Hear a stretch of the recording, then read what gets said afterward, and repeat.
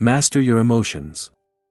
A Practical Guide to Overcome Negativity and Better Manage Your Feelings.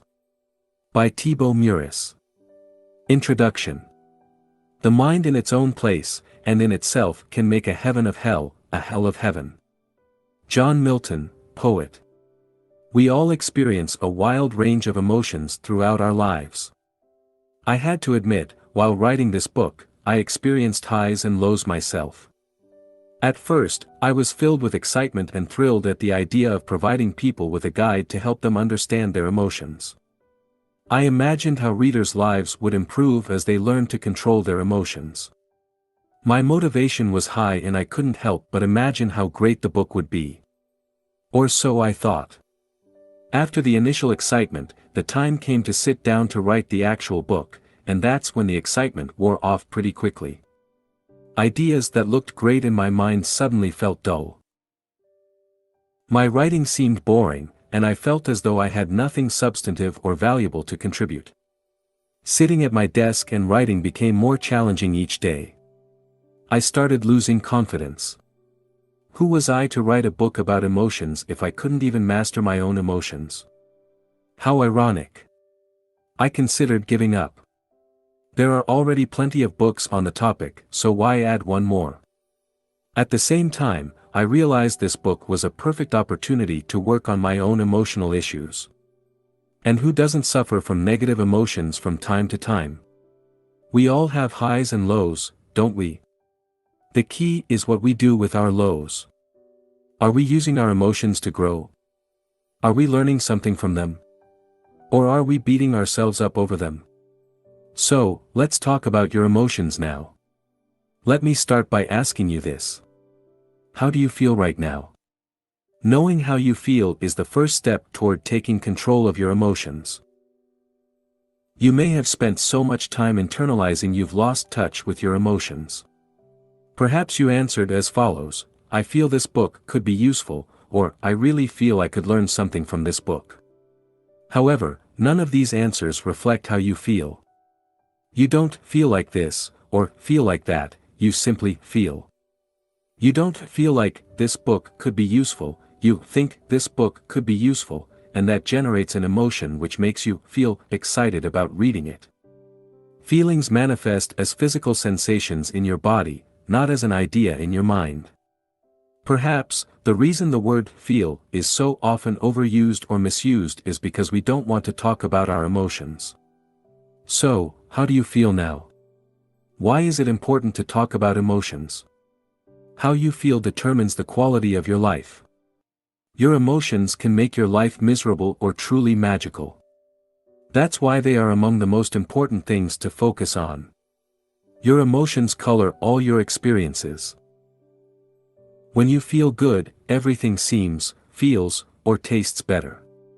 You also think better thoughts. Your energy levels are higher and possibilities seem limitless.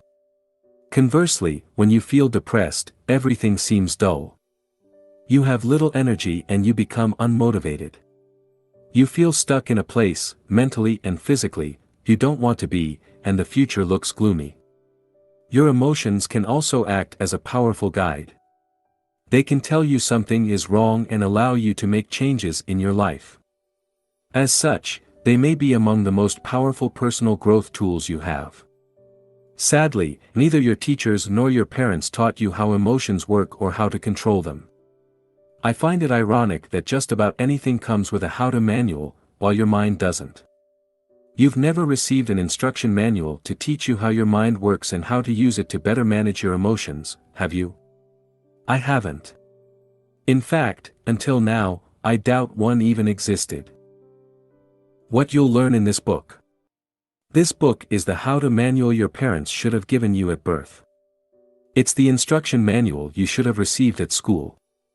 In it, I'll share everything you need to know about emotions so you can overcome your fears and limitations and become the type of person you really want to be. You'll learn what emotions are, how they are formed, and how you can use them for your personal growth. You'll also learn how to deal with negative emotions and condition your mind to create more positive emotions. It is my sincere hope and expectation that, by the end of this book, you will have a clear understanding of what emotions are and will have all the tools you need to start taking control of them. More specifically, this book will help you understand what emotions are and how they impact your life, identify negative emotions that control your life and learn to overcome them, change your story to take better control over your life and create a more compelling future, and reprogram your mind to experience more positive emotions. Here is a more detailed summary of what you'll learn in this book. In Part 1, we'll discuss what emotions are. You'll learn why you are wired to focus on negativity and what you can do to counter this effect. You'll also discover how your beliefs impinge upon your emotions. Finally, you'll learn how negative emotions work and why they are so tricky. In Part 2, we'll go over the things that directly impact your emotions. You'll understand the roles your body, your thoughts, your words, or your sleep play in your life and how you can use them to change your emotions. In Part 3, you'll learn how emotions are formed. You'll also learn how to condition your mind to experience more positive emotions. And finally, in Part 4, we'll discuss how to use your emotions as a tool for personal growth. You'll learn why you experience emotions such as fear or depression and how they work. You'll then discover how to use them to grow. Let's get started. How to use this book. I encourage you to read all the way through this book at least once. After that, I invite you to revisit the book and focus on the sections you want to explore in more depth. In this book, I include a number of different exercises. Though I don't expect you to go through them all, my hope is you'll pick some and apply them in your life. Remember, the results you'll get out of this book depend on how much time and effort you're willing to put in. If you feel this book could be of any use to your family members or friends, make sure to share it with them. Emotions are complex and I believe it would benefit us all to deepen our understanding of the topic. Part 1. What emotions are. Have you ever wondered what emotions are and what purpose they serve? In this section, we'll discuss how your survival mechanism affects your emotions. Then, we'll explain what the ego is and how it impacts your emotions. Finally, we'll discover the mechanism behind emotions and learn why negative emotions can be so hard to deal with. 1. How your survival mechanism affects your emotions. Why people have a bias towards negativity. Your brain is designed for survival, which explains why you're able to read this book at this very moment. When you think about it, the probability of you being born was extremely low. For this miracle to happen, all the generations before you had to survive long enough to procreate.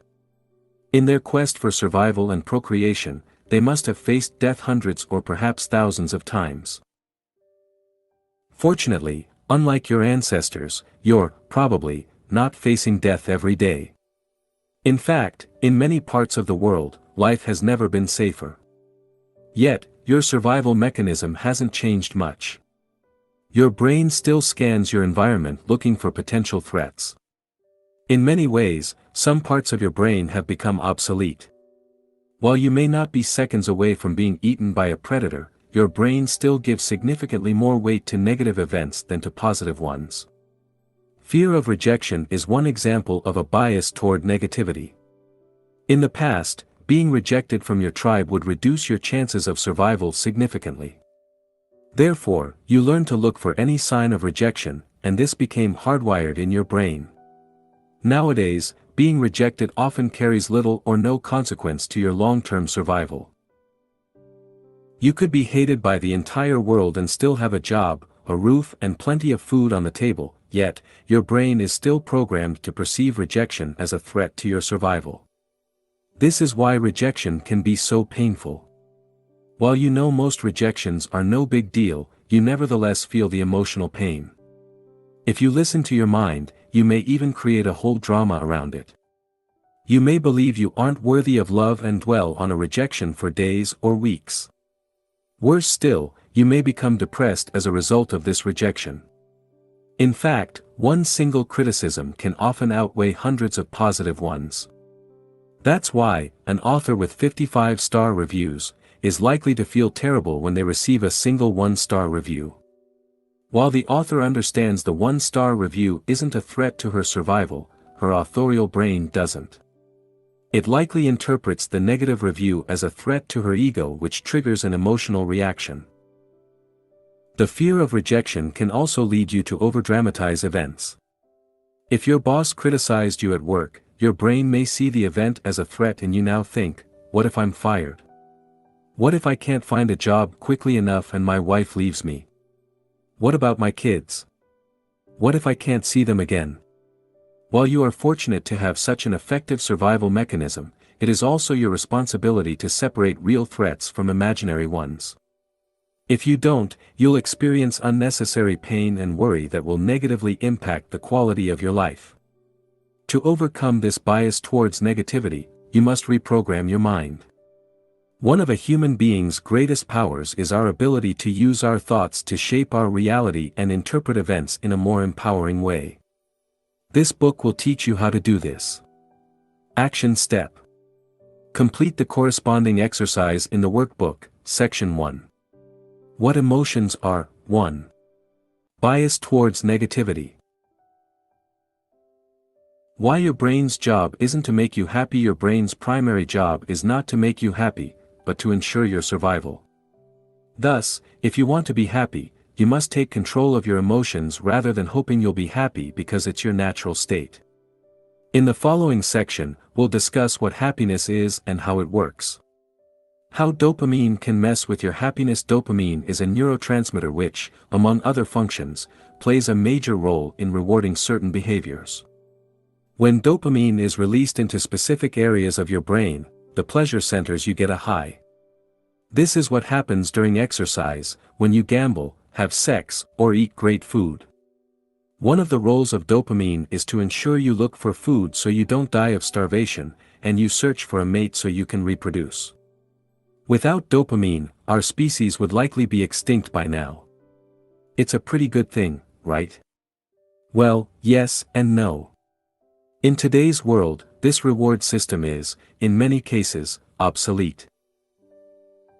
While in the past, dopamine was linked to our survival instinct, the release of dopamine can now be generated artificially.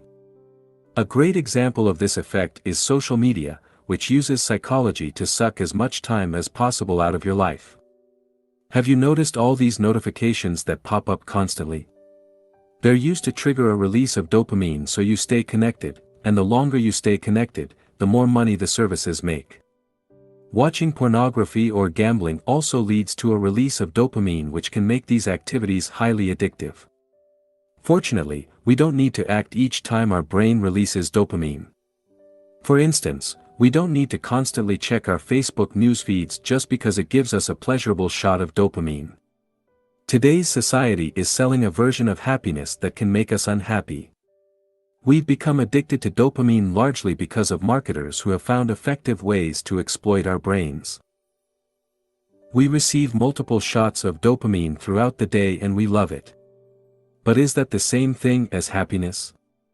Worse than that, dopamine can create real addictions with severe consequences on our health. Research conducted at Tulane University showed that, when given permission to self-stimulate their pleasure center, participants did it an average of 40 times per minute. They chose the stimulation of their pleasure center over food, even refusing to eat when hungry. Korean, Lee Sung-seop is an extreme case of this syndrome. In 2005, Mr. Seop died after playing a video game for 58 hours straight with very little food or water, and no sleep. The subsequent investigation concluded the cause of death was heart failure induced by exhaustion and dehydration. He was only 28 years old. To take control of your emotions, it is essential you understand the role dopamine plays and how it affects your happiness. Are you addicted to your phone? Are you glued to your TV? Or maybe you spend too much time playing video games. Most of us are addicted to something. For some people it's obvious, but for others, it's more subtle. For instance, you could be addicted to thinking. To better control your emotions, it is important to shed the light on your addictions as they can rob you of your happiness. The "one day I will" myth. Do you believe that one day you will achieve your dream and finally be happy? This is unlikely to happen. You may, and I hope you will, achieve your dream, but you won't live happily ever after. This is just another trick your mind plays on you. Your mind quickly acclimates to new situations, which is probably the result of evolution and our need to adapt continually in order to survive and reproduce.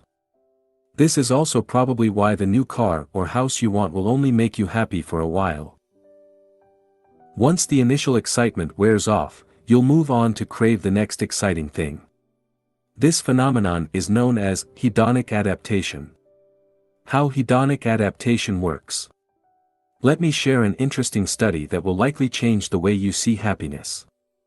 This study, which was conducted on lottery winners and paraplegics, was extremely eye-opening for me. Conducted in 1978, the investigation evaluated how winning the lottery or becoming a paraplegic influence happiness. The study found that 1 year after the event, both groups were just as happy as they were beforehand. Yes, just as happy, or unhappy.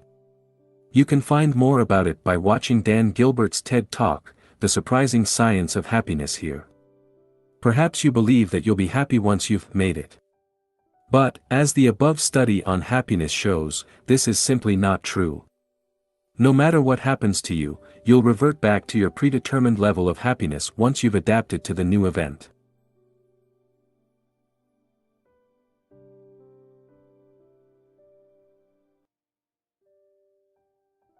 This is how your mind works. Does that mean you can't be happier than you are right now? No. What it means is that, in the long run, external events have very little impact on your level of happiness.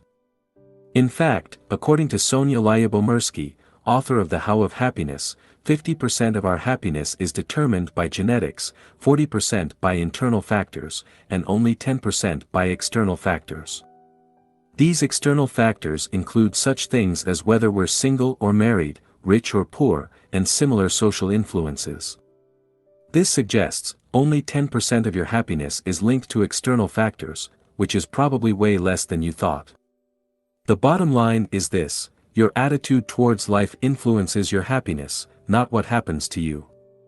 By now, you understand how your survival mechanism impacts negatively your emotions and prevent you from experiencing more joy and happiness in your life. In the next section, we'll learn about the ego. Action step.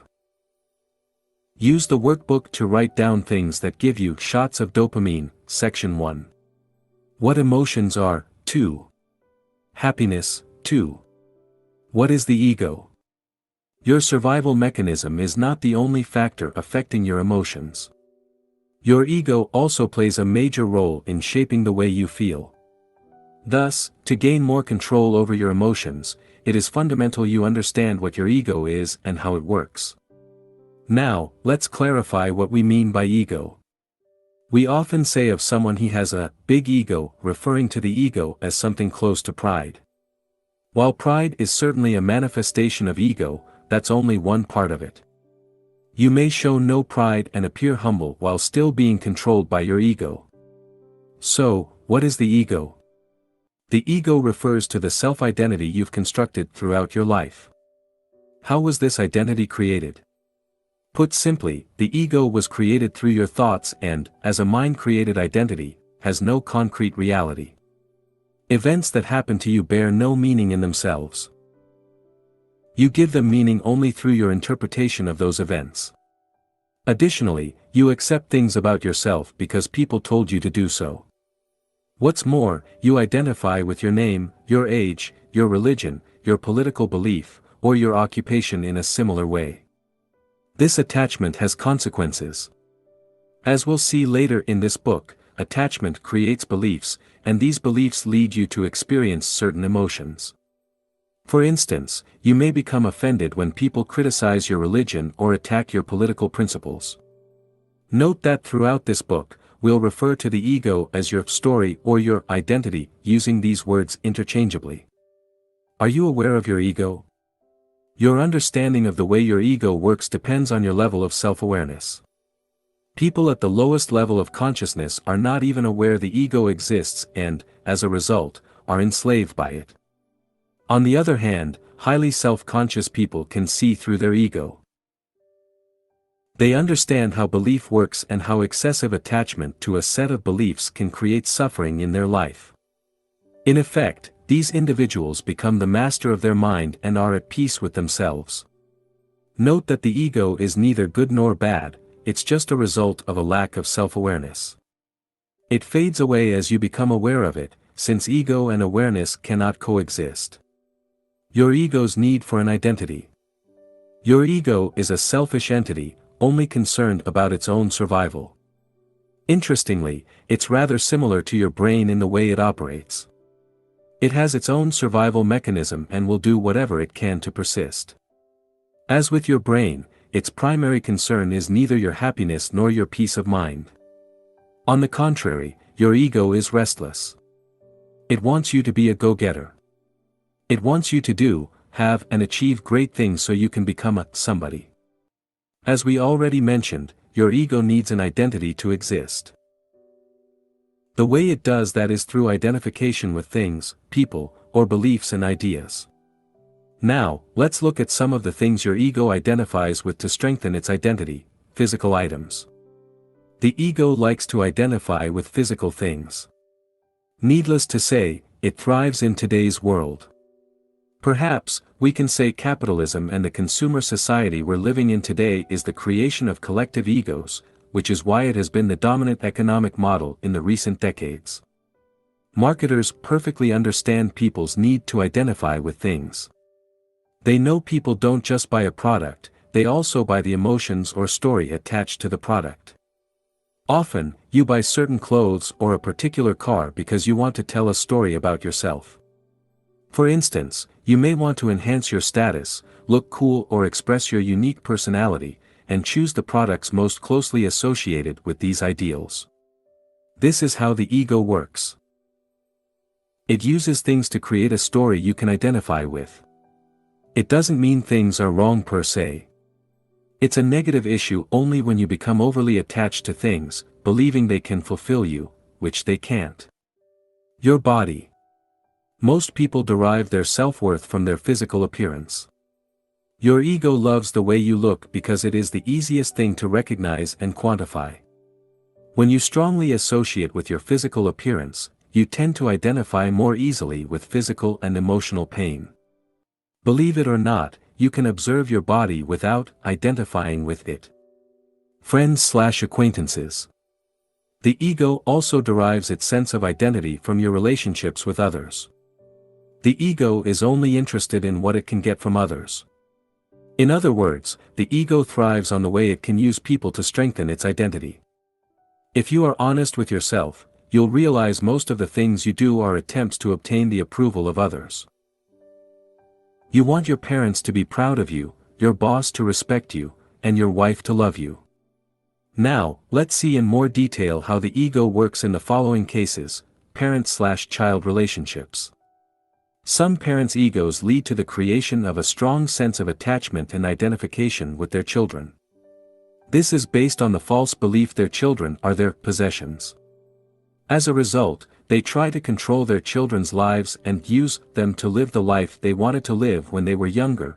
This is called living vicariously through your children. You see this all the time.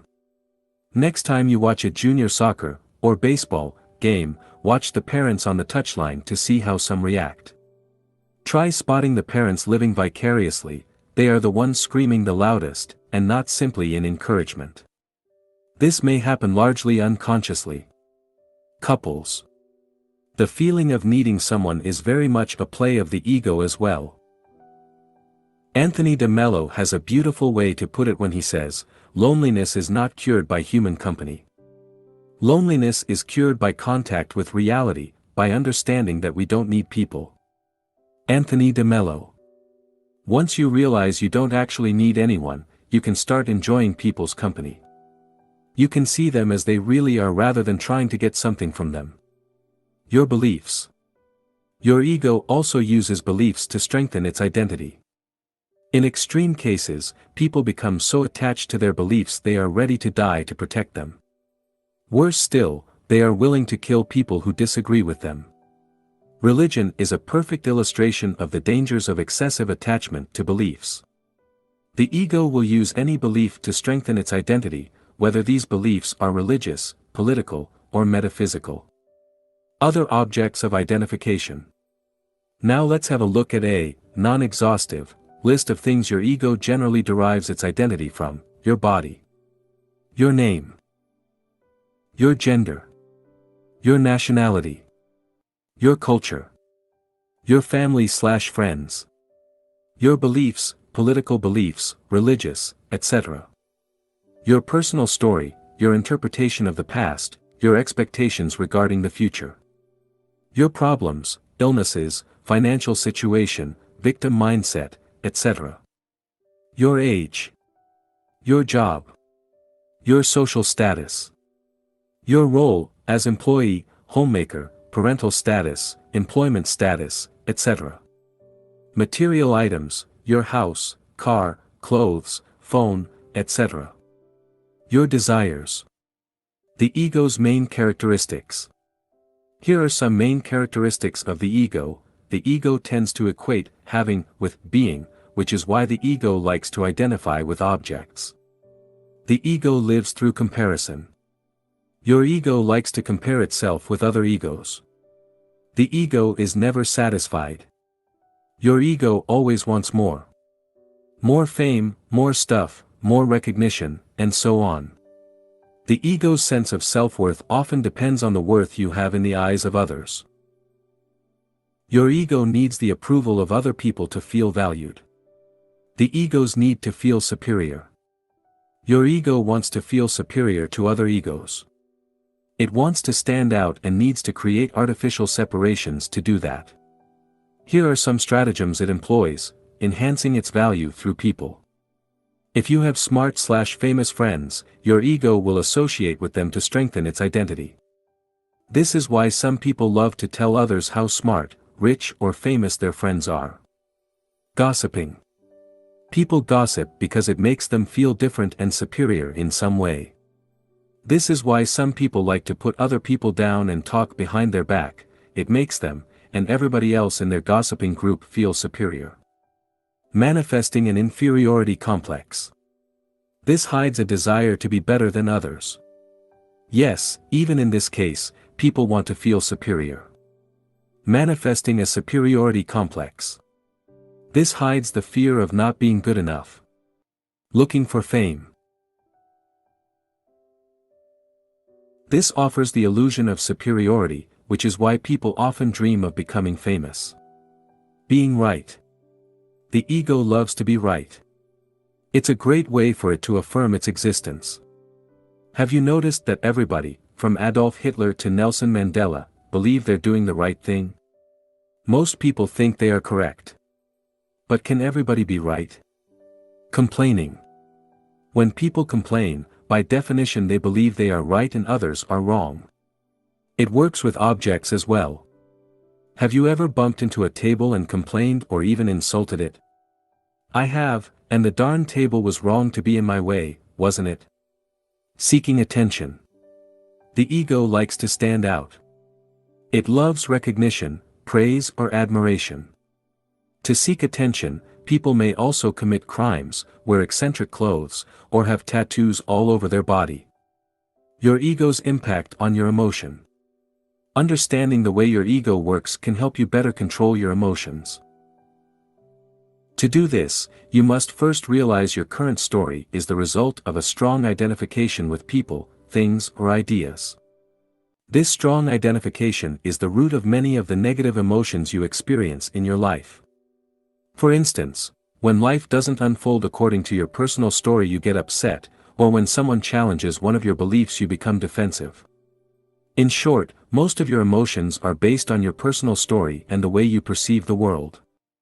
As you replace your current story with a more empowering one, while, at the same time, letting go of your excessive attachment to things, people, or ideas, you will be able to experience more positive emotions.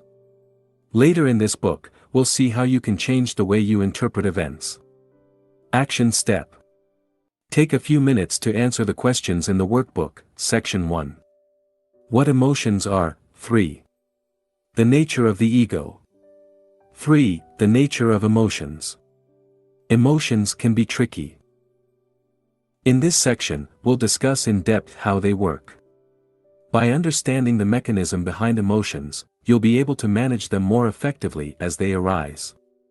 The first thing to understand is that emotions come and go. One moment you feel happy, the next you feel sad. While you do have some control over your emotions, you must also recognize their unpredictable nature. If you expect to be happy all the time, you set yourself up for failure. You then risk blaming yourself when you fail to be happy, or even worse, beat yourself up for it.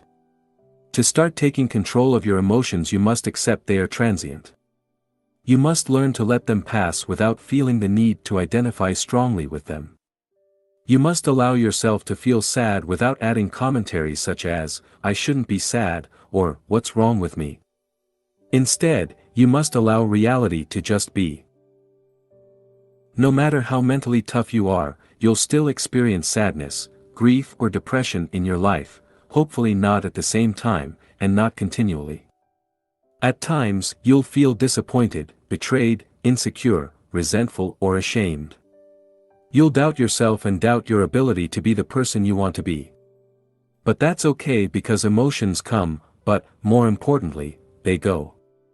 Your negative emotions are not bad or useless.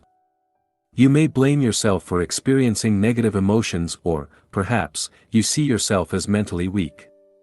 You may even believe something is wrong with you. However, despite what your inner voice may say, your emotions aren't bad. Emotions are simply emotions. Nothing more. As such, being depressed doesn't make you less of a person than you were 3 weeks ago when you were happy. Feeling sad now doesn't mean you'll never be able to laugh again.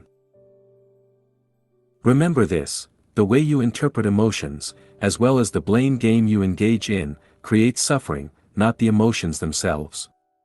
In fact, negative emotions can actually be helpful. Sometimes, you need to touch rock bottom before you can reach the top. Even the toughest people on earth become depressed. Elon Musk never imagined he would have a mental breakdown, but he did, and he bounced back. After losing his fiancée, Abraham Lincoln was depressed for months. This tragic event didn't prevent him from becoming President of the United States. Negative emotions often serve a purpose.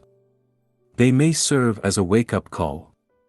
They may help you learn something positive about yourself. Of course, when you're under their spell, it may be difficult to look at the bright side of things, but in hindsight, you may realize emotions, even sad ones, had their role to play in your ultimate success. The positive role of negative emotions. Your emotions are not here to make your life harder, but to tell you something. Without them, you wouldn't grow. Think of your negative emotions as the emotional equivalent of physical pain. While you hate being in pain, if you didn't have pain, chances are you would be dead by now. Physical pain sends a powerful signal that something is wrong, nudging you to take action of some kind. It could be to consult your doctor, which may lead you to undergo surgery, change your diet, or increase exercise. Without physical pain, you wouldn't do any of these things and your situation would worsen, potentially leading to a premature death. Emotions work the same way. They signal you to do something about your current situation. Perhaps, you need to let go of some people, quit your job, or remove a disempowering story that creates suffering in your life. The fleeting nature of emotions. No matter how depressed you are, how much grief you're experiencing, or how horrible you feel at a given point in time, this shall pass. Look at some of the negative emotions you experienced in the past. Remember the worst times in your life. During these most difficult periods, you were probably so caught up in your emotions you imagined never being able to escape them. You couldn't imagine being happy again. But even these episodes ended. Eventually, the clouds dissipated and the real you shone again. Your emotions come and they go. Your depression will go, your sadness will vanish and your anger will fade away. Bear in mind, if you experience the same emotions repeatedly, it probably means you hold disempowering beliefs and need to change something in your life. We'll discuss how later. If you suffer from severe, chronic depression, it might be a good idea to consult a specialist. The trickiness of emotions. Have you ever felt you'll never be happy again? Have you ever been so attached to your emotions you thought they'll never go away? Don't worry, it's a common feeling. Negative emotions act as a filter that taints the quality of your experiences. During a negative episode, every experience is perceived through this filter. While the world outside may remain the same, you will experience it in a completely different way based on how you feel. For instance, when you're depressed, you don't enjoy the food you eat, the movie you see, or the activities in which you engage. You only see the negative side of things, feeling trapped and powerless. On the other hand, when you're in a positive mood, everything in life appears better. Food tastes great, you're naturally friendlier, and you enjoy all the activities you partake in. You may now believe that, armed with the knowledge you have gained from this book, you'll never be depressed again. Wrong. You'll keep experiencing sadness, frustration, depression, or resentment, but hopefully, each time these occur, you'll become wiser and wiser, remembering that this too shall pass. I have to admit, I can easily be fooled by my emotions. While I know I am not my emotions, I still give them too much credit and fail to realize they are just temporary visitors. More importantly, I fail to remember they are not me. Emotions always come and go, but I remain. Once the emotional storm has passed, I generally feel like an idiot for having taken my emotions so seriously. Do you? Interestingly, external factors might not be, and often aren't, the direct cause of a sudden change in your emotional state. You can be in the exact same situation, with the same job, the same amount of money in your bank account, and have the same problems as always, but experience radically different emotional states. In fact, if you look at your past, this is often what happens. You are mildly depressed for a couple of hours or a few days, before bouncing back to your default emotional state. During this period of emotional stress, your environment doesn't change at all. The only thing that changes is your internal dialogue. I encourage you to make a conscious effort to notice whenever such events happen and start seeing through your emotions' trickery. You might want to go one step further and record these events in a journal. By doing so, you will gain a deeper understanding of how emotions work and, as a result, you will be better equipped to manage them. The evil power of emotions. An emotion usually represents an amplified energized thought pattern, and because of its often overpowering energetic charges, it is not easy initially to stay present enough to be able to watch it. It wants to take you over, and it usually succeeds, unless there is enough presence in you. Eckhart Tolle, The Power of Now. Negative emotions are like a spell. While you're under their influence, breaking free from them seems impossible. You may know dwelling on the same thoughts is pointless, yet you can't help but go along with the flow.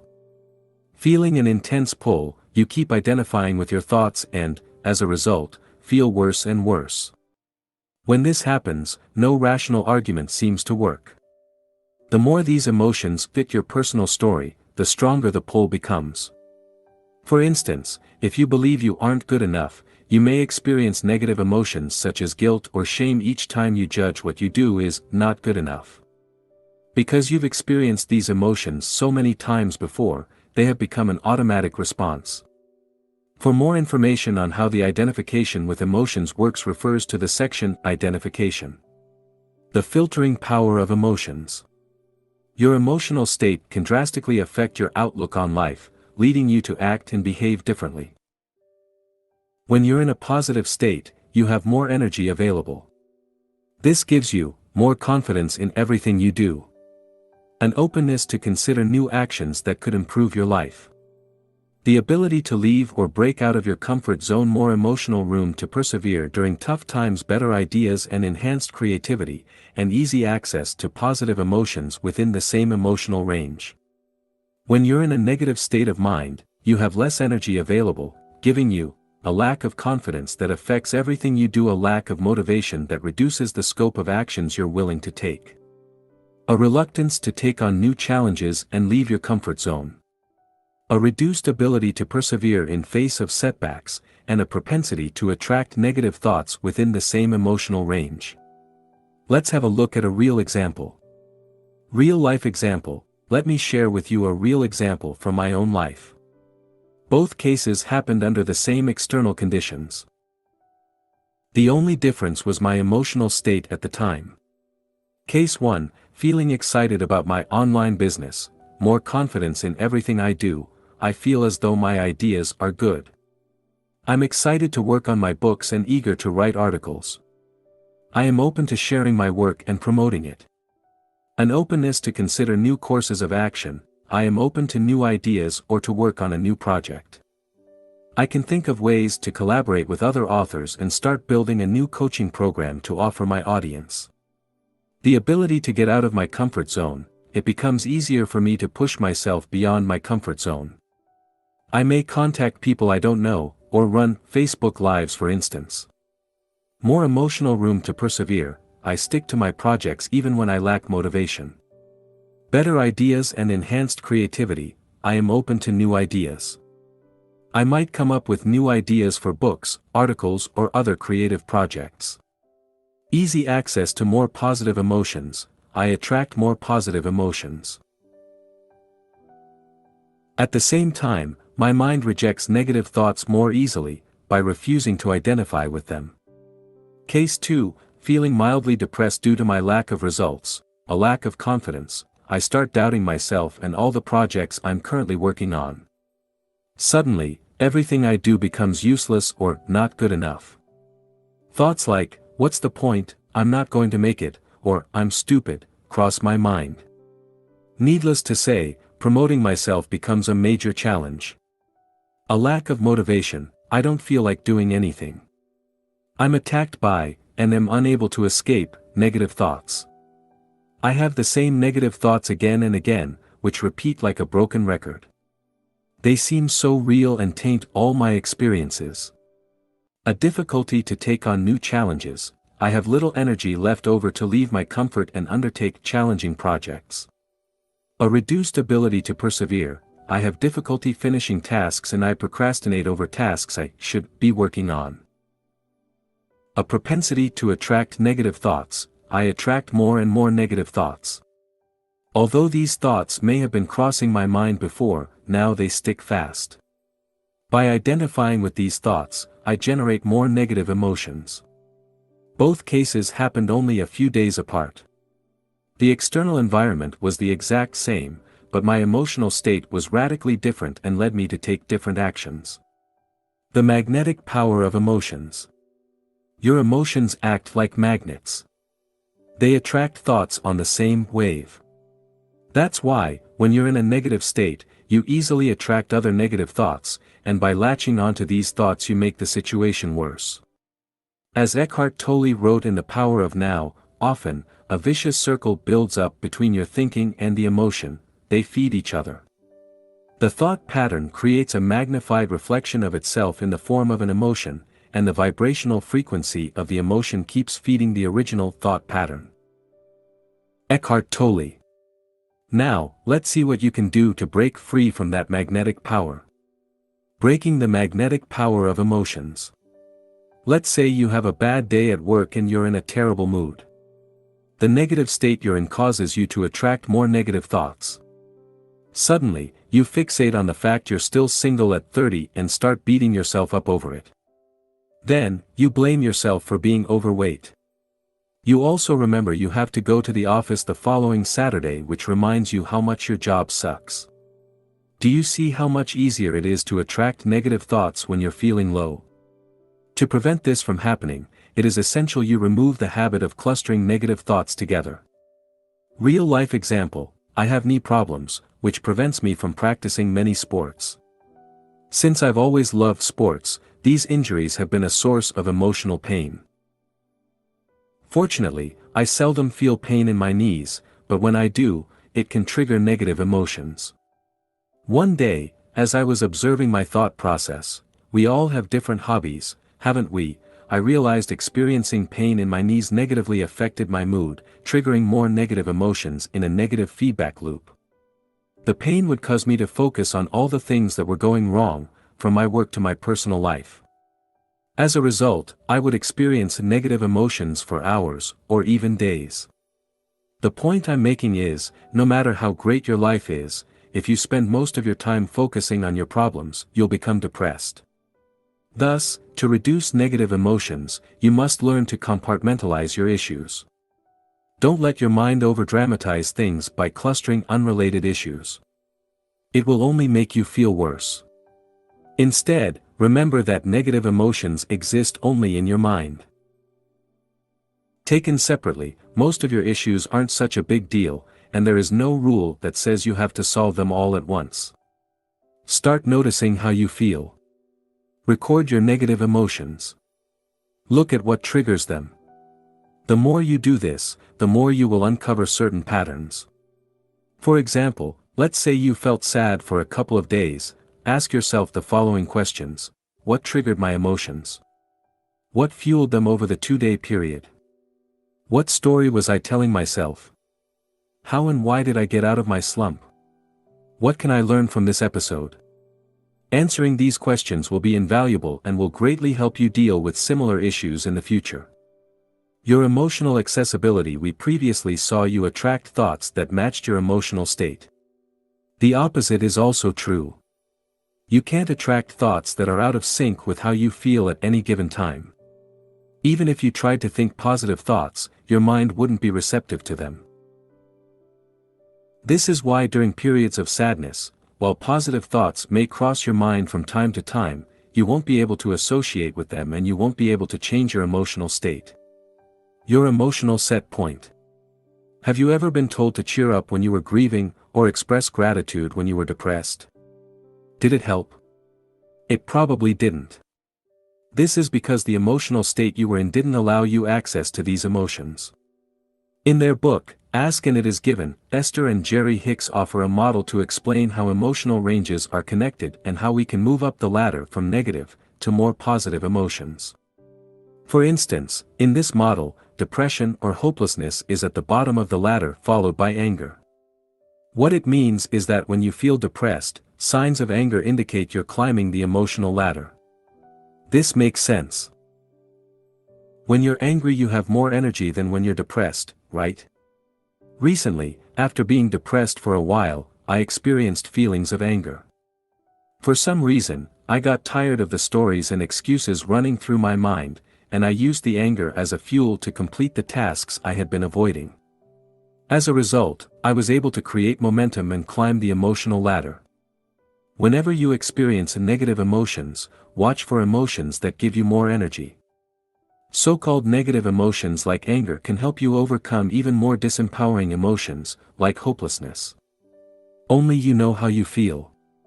Therefore, if anger feels better, accept it. Emotions and mental suffering. Did you know you create a lot of unnecessary pain in your life? Each time you lock on to a thought, or hold on to an emotion, you suffer. A great example of this is how you react to physical pain. Whenever you feel pain, your first reaction is to interpret it. When you do so, you generate negative thoughts. Your identification with these thoughts is what creates mental suffering.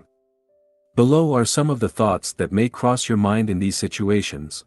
What if this pain never goes away? What if I can't do X, Y, Z anymore because of the pain? What if it gets worse? What if I need to undergo surgery? What if I can't go to work? I have an important project I must finish on time. With this pain, today's going to be challenging. I don't have money. How will I pay hospital bills if things get worse? This internal dialogue creates suffering but does nothing to help solve the problem. You can still function properly and take appropriate actions without dwelling on any of the above worries. Negative emotions are not the problem, the mental suffering you create out of these emotions is. Another example of mental suffering is procrastination. Have you ever delayed starting a task for days or weeks just to realize it wasn't a big deal once you'd completed it? I have. What was the most exhausting part, the task itself, or the time you spent worrying about it? Or perhaps you didn't sleep long enough and keep telling yourself today's going to be a rough day. As you imagine all the tasks you need to do, you already feel exhausted.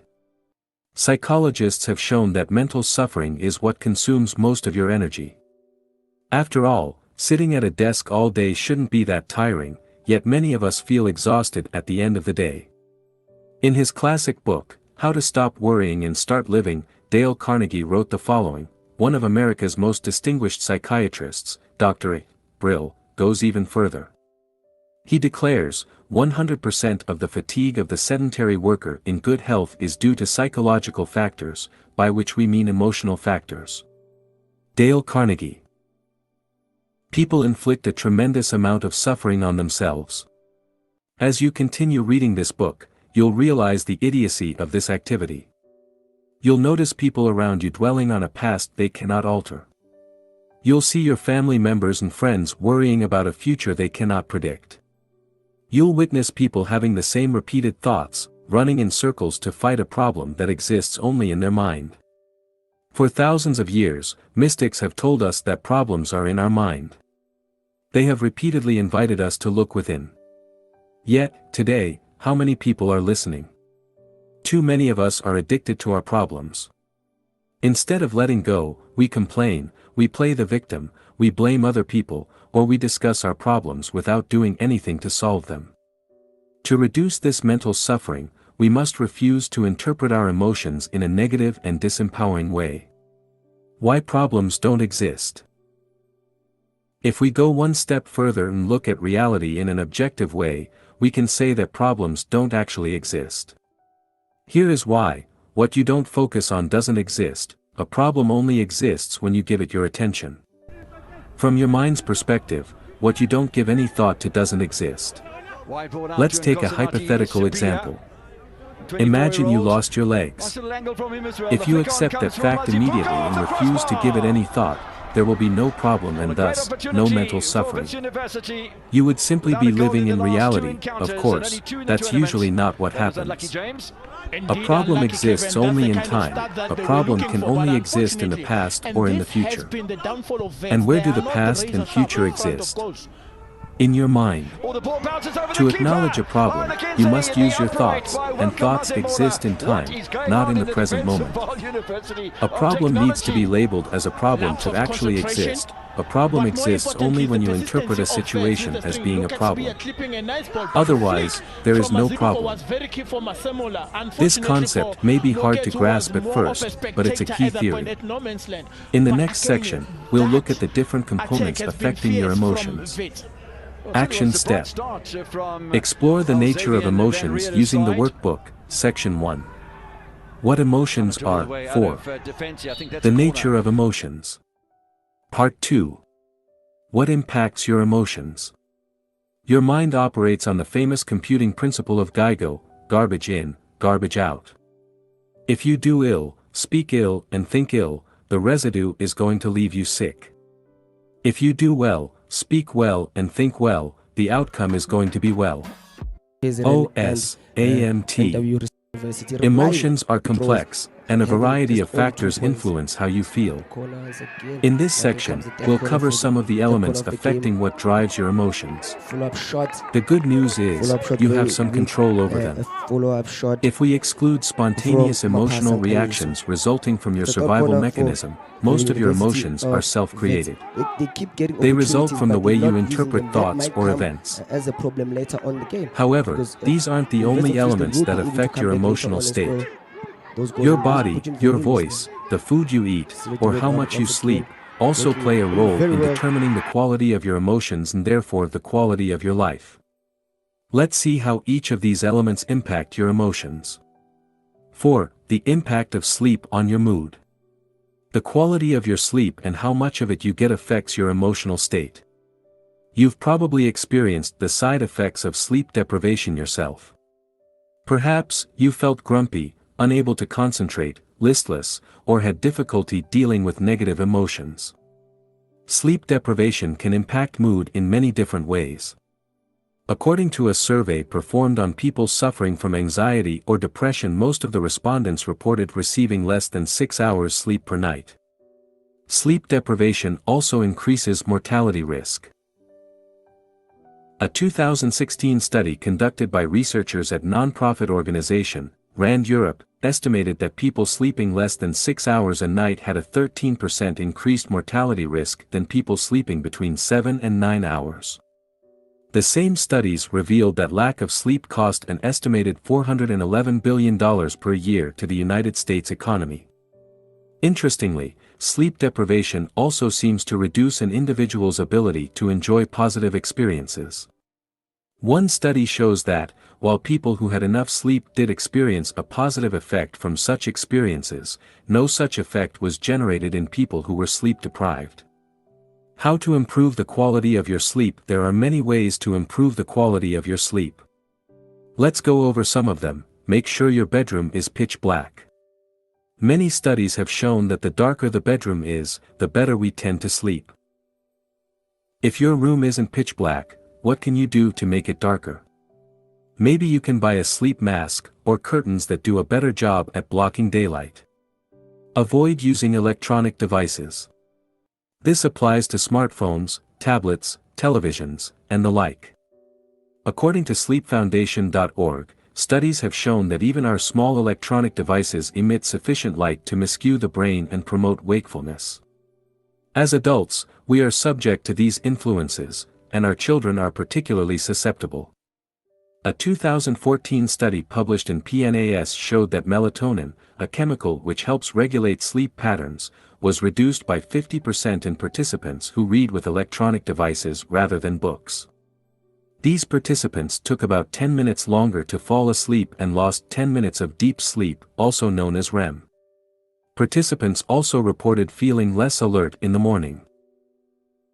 If your device has a light setting for nighttime use, it may still have a negative impact on your sleep, but just test the night setting and see if it makes a difference to your sleep patterns. If you absolutely have to use electronic devices at night, considering wearing glasses that block the blue light they emit. It's best to put the glasses on a few hours before you go to bed. Relax your mind. If you're like me, you may have all kinds of thoughts running through your head when it's time to fall asleep. I tend to get very excited about new ideas I have, or things I want to do. As a result, I often feel as though there are so many things I could have completed during the day, and these feelings make it difficult for me to sleep. Aside from turning off electronic devices before bed, I've found that listening to soothing music really helps. Reading a physical book can also help me relax, as long as I don't get too excited by the book, which has been known to happen. Avoid drinking too much water within 2 hours of going to bed. This one is obvious, but still worth mentioning. If you have to go to the bathroom in the middle of the night, it's going to interrupt your sleep pattern. This, of course, will probably make you more tired the next day. Have an evening ritual. This alone will help you fall asleep more easily. It's best to try going to bed at the same time every night, including the weekends. If you like to go out during the weekend and stay up late, this will present a challenge, but I encourage you to give it a try and see how it goes. An evening ritual will also help you stay on track with your morning ritual. It will be easier to wake up every day at the same time without feeling tired if you have a morning and a nighttime ritual. If you do go out and stay up late during the weekend, one thing you can do is still wake up as early as during the weekdays and have a couple of naps throughout the day as necessary. If you have difficulty sleeping well, try to implement some of the things mentioned above. The best advice I can give you is to keep trying different strategies until you figure out what works best for you. 5. Using your body to influence your emotions. Our bodies change our minds change our behavior, and our behavior changes our outcomes. Amy Cuddy. Social psychologist. Body language and body posture. By changing your body language and your body posture, you can alter the way you feel. When you are confident or happy, you expand your body and make yourself bigger. Have you noticed how men straighten their backs, expand their chests, and tighten their stomachs when they see an attractive woman? That's an unconscious behavior designed to show confidence and power, the same way gorillas pound their chests. In one of her experiments, Amy Cuddy, a social psychologist at Harvard Business School, showed that participants who adopted a high-power pose for just 2 minutes displayed characteristics similar to those of confident and powerful people. More specifically, she noticed the following hormonal changes. After adopting a high-power pose for 2 minutes, testosterone increased by 25%. Cortisol decreased by 10%, and risk tolerance increased, with 86% of participants choosing to partake in a game of chance. After adopting a low-power pose for 2 minutes, testosterone decreased by 10%. Cortisol increased by 15%, and risk tolerance decreased, with only 60% of participants choosing to partake in a game of chance. As you can see, you can actually change the way you feel merely by changing your body posture or facial expression. It is what some people call, fake it until you make it. For instance, you can put a smile on your face to make you feel happier.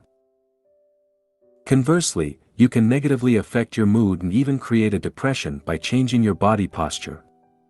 David K. Reynolds, in his book Constructive Living, explained how he changed his identity for his alter ego, David Kent, and created a depressed, suicidal patient. The goal was to be accepted as an anonymous patient into various psychiatric facilities to assess them from the inside. Note that he wasn't simulating depression, he was actually depressed. Psychological tests proved it. Here is how he created depression. Depression can be created by sitting slouched in a chair, shoulders hunched, head hanging down.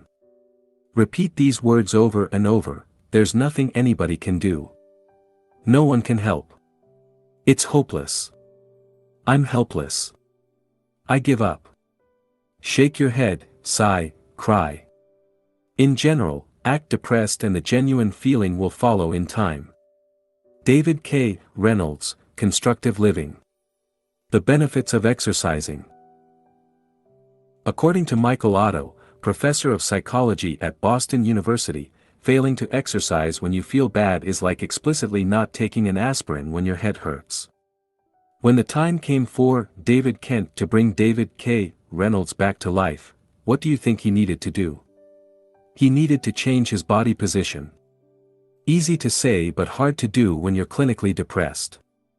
Of course, he knew that better than anybody else. Still, he had to force himself to become physically active, despite not wanting to do so. As he started increasing his physical activity and getting busy, he felt better and better until he fully recovered. David Kent's story shows that regular exercising improves, not only your physical well-being, but also your mood.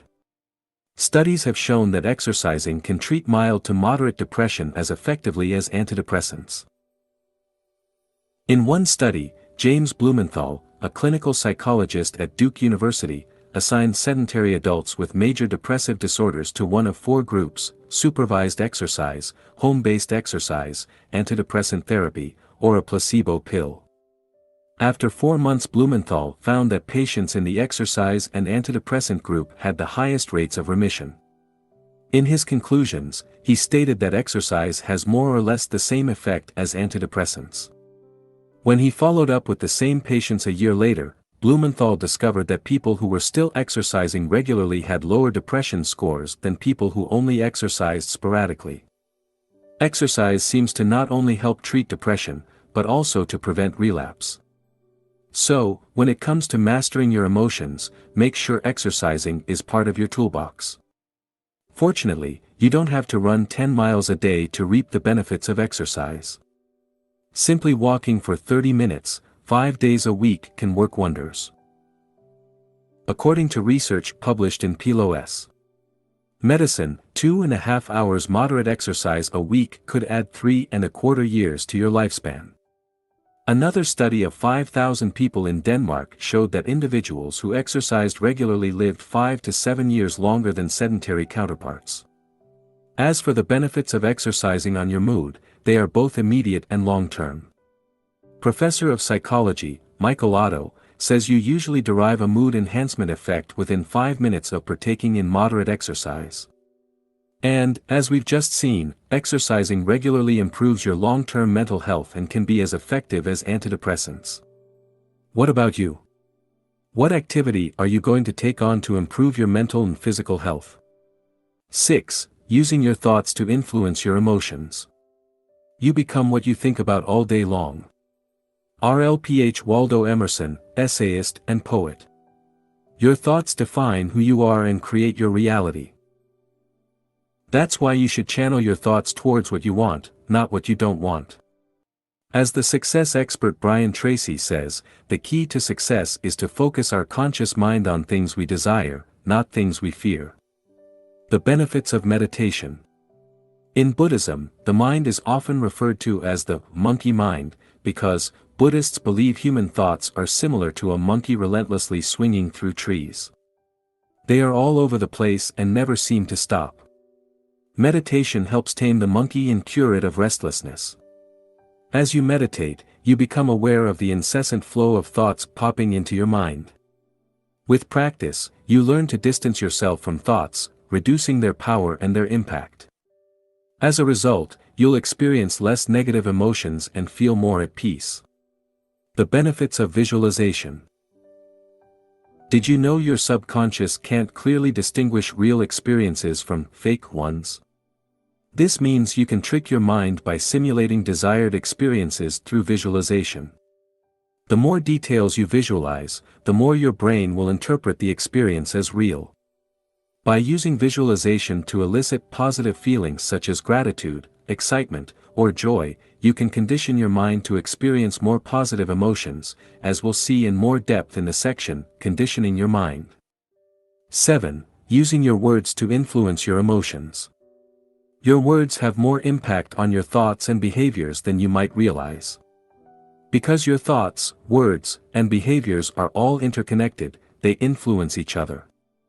For instance, when you lack confidence, you use certain words such as, I'll try, I hope, or I wish. Conversely, using specific words can make you feel less confident. This also means you can boost your confidence by using certain words such as, I will.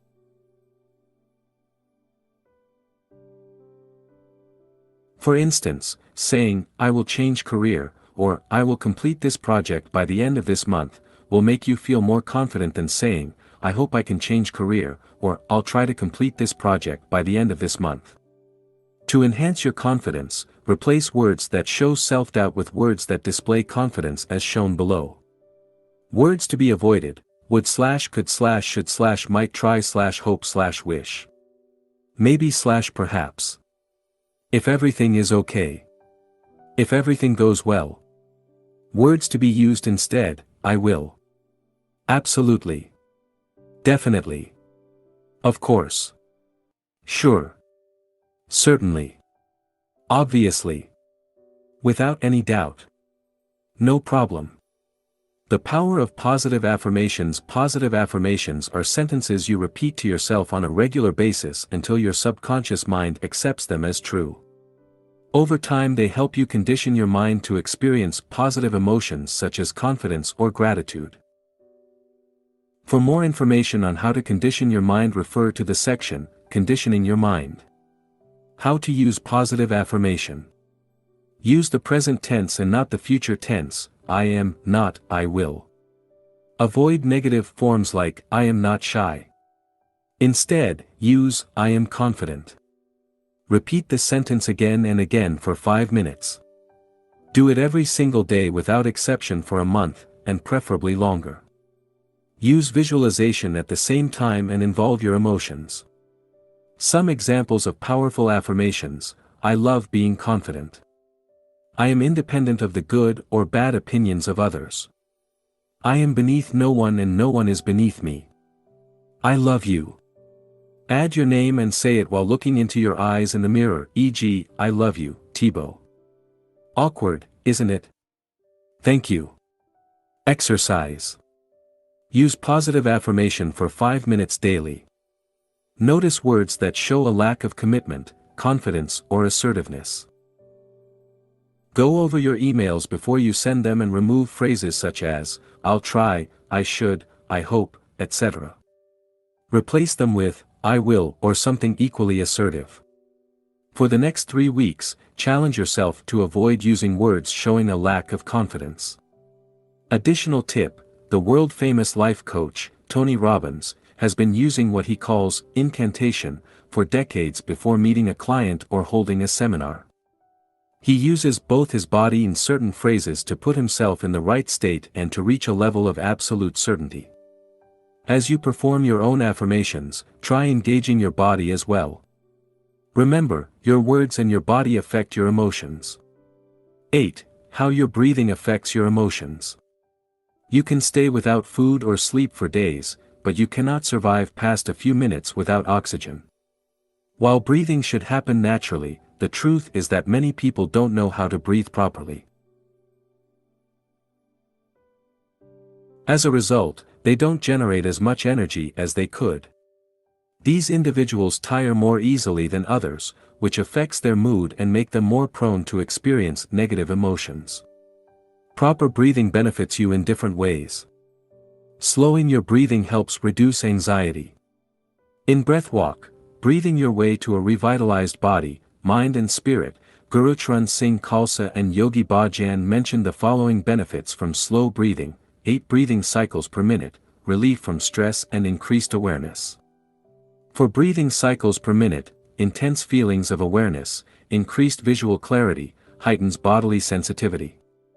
1 breathing cycle per minute, optimized cooperation between brain hemispheres, dramatic calming of anxiety, fear, and worry. Rapid breathing such as the breath of fire, allows you to release stress, be more alert and have more energy alongside with other benefits. You can watch a tutorial video here. For a more general overview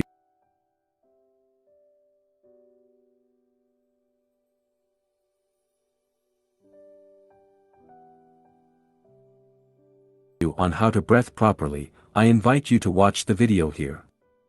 For more on how to use breathing to change your mood, you can refer to Breath Walk, Breathing Your Way to a Revitalized Body, Mind and Spirit, or search out other books on breathing. 9. How your environment affects your emotions. Your environment also influences the way you feel. By environment, I mean everything around you can affect you in some way. It could be people you hang out with, TV shows you watch, or the place you live. For instance, negative relatives may drag you down, while a messy desk may be demotivating. I've noticed that when I feel demotivated, decluttering my desk, cleaning my room, or reorganizing files on my computer often gives me a boost of motivation. For more on how you can use your environment to change your emotions, see the section, Changing Your Environment. 10. How music affects your emotions. We all know music affects our mood. Who hasn't listened to Rocky's song while working out? For instance, music can help you relax when you're tired, motivate you when you're in a slump, help you persevere when you're at the gym, help you access feelings of gratitude, and put you in a positive mood state. Some studies have shown that listening to positive music can help people boost their mood. In a study conducted in 2012, participants reported higher positive mood after listening to a positive song for just 12 minutes, 5 times, over a 2-week period. Interestingly, it only worked with participants who were told to make an effort to boost their mood. Other participants didn't report such mood improvement. Another study conducted in 2014 showed that music can help reduce negative mood and boost self-esteem as indicated below. Specifically, the most significant results of the music interventions on the psychological side can be identified in the aspects more closely related to mood, especially in the reduction of the depressive and anxieties component, and in the improvement of the emotional expression, communication and interpersonal skills, self-esteem and quality of life. Valerie N. Stratton, Ph.D. and Annette H. Zalanowski, of Penn State University, also studied the effect of music on mood. They asked their students to keep music diaries for 2 weeks. Stratton concluded that, not only did our sample of students report more positive emotions after listening to music, but their already positive emotions were intensified by listening to music. Interestingly, the music genre and the context in which students listened to the music didn't affect the result. Students' mood improved whether they listened to rock or classical music, or whether they were at home, driving, or socializing. Using music to condition your mind. You can go one step further and use the power of music to condition your mind by creating playlists tailored to your emotional needs. Building playlists is time-consuming, but well worth the effort. The world-class endurance athlete and coach, Christopher Bergland, uses music to help him stay motivated and perform at his best. This is what he wrote in an article published in Psychology Today. As an athlete, I developed an ideal mindset for peak performance and used an arsenal of time-tested songs to fortify this alter ego and invincible state of mind. During my training and races, it became obvious that even in really horrible weather conditions, or when I was physically suffering, that I could use music, and my imagination, to create a parallel universe that had little to do with reality. I used music to stay optimistic and see the glass as perpetually half full while doing ultra-endurance races. You can use music as a tool when you work out or in your daily life the same way.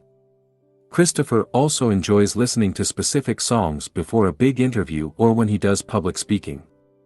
Personally, I like to listen to songs that make me feel grateful. What about you? How can you use music to improve your mood? Exercise. Experiment with different types of music. Experiment with different types of music and see how you can use them to boost your mood. For instance, you could use music to help you meditate, work out, or do your homework. As you do so, keep the following points in mind. Everybody is different. Don't listen to a song because it's popular. Listen to it because it makes you feel the way you want to feel. We all have different musical tastes. The only thing that matters is how you feel when you listen to music. Keep experimenting, listen to different types of music and see how they make you feel. Are you inspired? Motivated? Happy? Relaxed? Start creating playlists for specific moods you want to experience. Action step.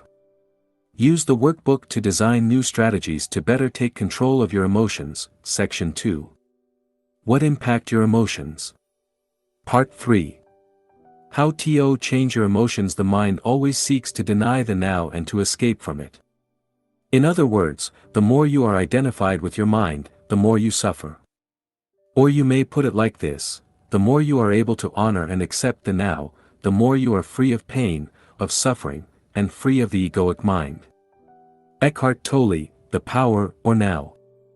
In this section, we'll explore how you can deal with negative emotions and condition your mind to experience more positive ones.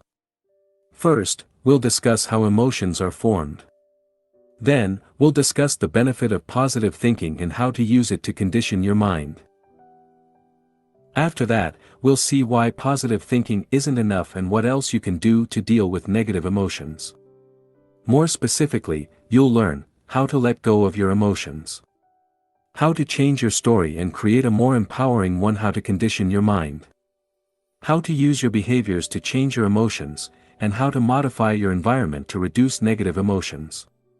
Finally, I'll share with you a list of short-term and long-term strategies you can use to better deal with negative emotions. Let's get started. 11. How emotions are formed. When a thought emerges on the canvas of your mind, if you don't drop it, its pursuit will either take the form of a desire or an emotion, positive or negative. O.M. Swami, A Million Thoughts. Few people know how emotions are formed. While we experience them all day long, we seldom, if ever, take time to understand why we are feeling certain emotions and how they came into existence. First, let's differentiate two types of negative emotions. The first type are the negative emotions you experience spontaneously. These are the emotions that keep you alive, such as the fear our ancestors felt when they encountered a saber-toothed tiger. The second type of negative emotions are the ones you create in your mind by identifying with your thoughts. These emotions aren't necessarily triggered by external events, although they may be. These emotions tend to last longer than the first type. Here is how they work. A random thought arises. You identify with that thought. This identification creates an emotional reaction. As you keep identifying with that thought, the related emotion grows stronger until it becomes a core emotion. Let's look at some examples. You have money problems, and each time your mind comes up with money-related thoughts you identify with them.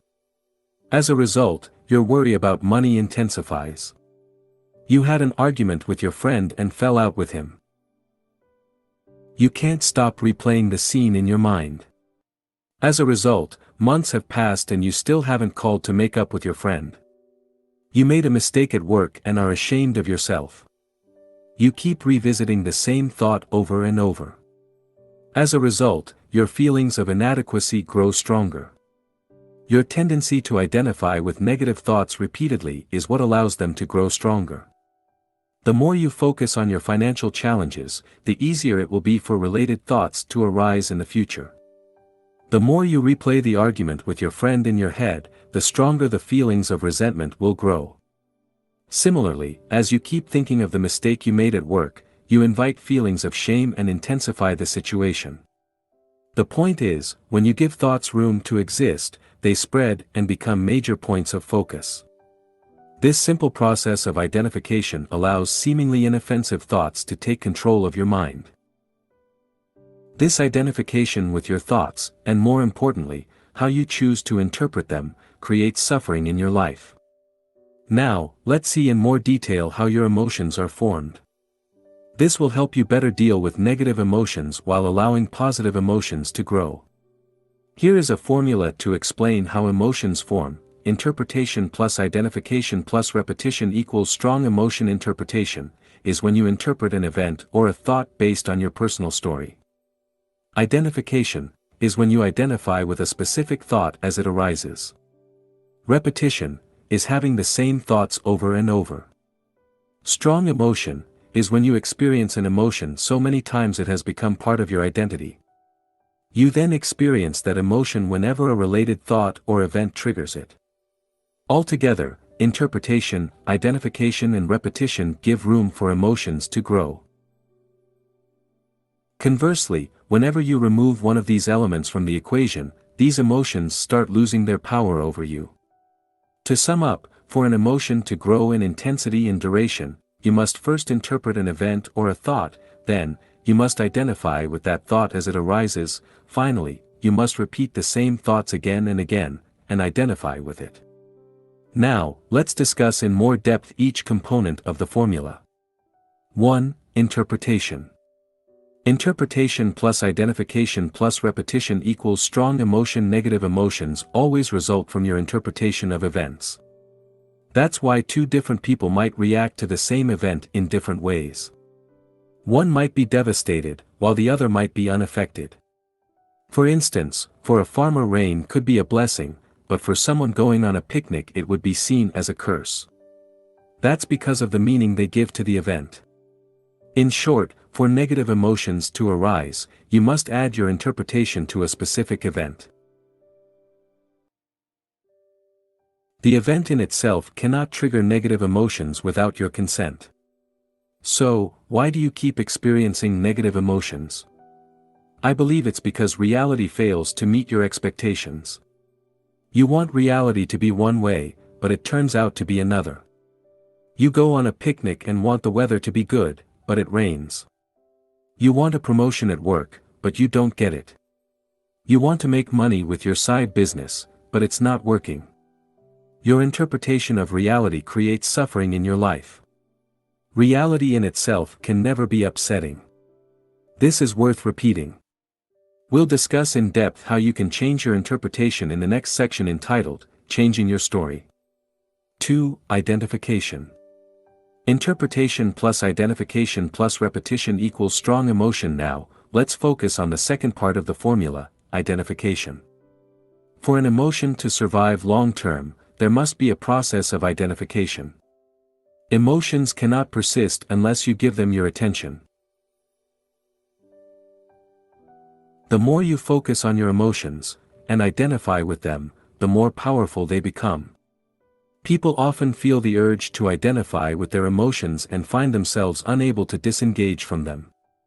They fail to realize one of the most important truths in this world: you are not your emotions. Your emotions will come and they will go. So, when you catch yourself saying, "I'm sad," remember you are incorrect. Nobody has ever been sad, because your emotions are not who you are. They can appear to be you, but they will soon disappear, like clouds in the sky. Think of yourself as the sun, and the sun is always there whether or not you perceive it, whether or not it's hidden by the cloud. You are not your emotions.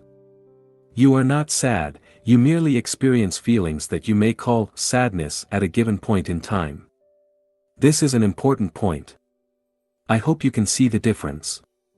Another way to see your emotions is as the clothes you wear. What emotional clothes are you wearing right now? Are they clothes of excitement? Depression? Sadness? Bear in mind, tomorrow, or a week from now, you will likely be wearing different clothes. How long you wear your clothes, your emotions, depends on how much you love them, i.e., how much you're attached to your emotions. An emotion in itself is powerless. What gives it power is your conscious or unconscious identification with it. That's why an emotion given no attention will eventually fade away. Try the following exercise: whenever you're angry, get busy with any activity requiring your full attention. You'll see your anger quickly dissipate. Conversely, keep dwelling on the feelings of anger, and you'll see it grow until it becomes one of your major emotional states.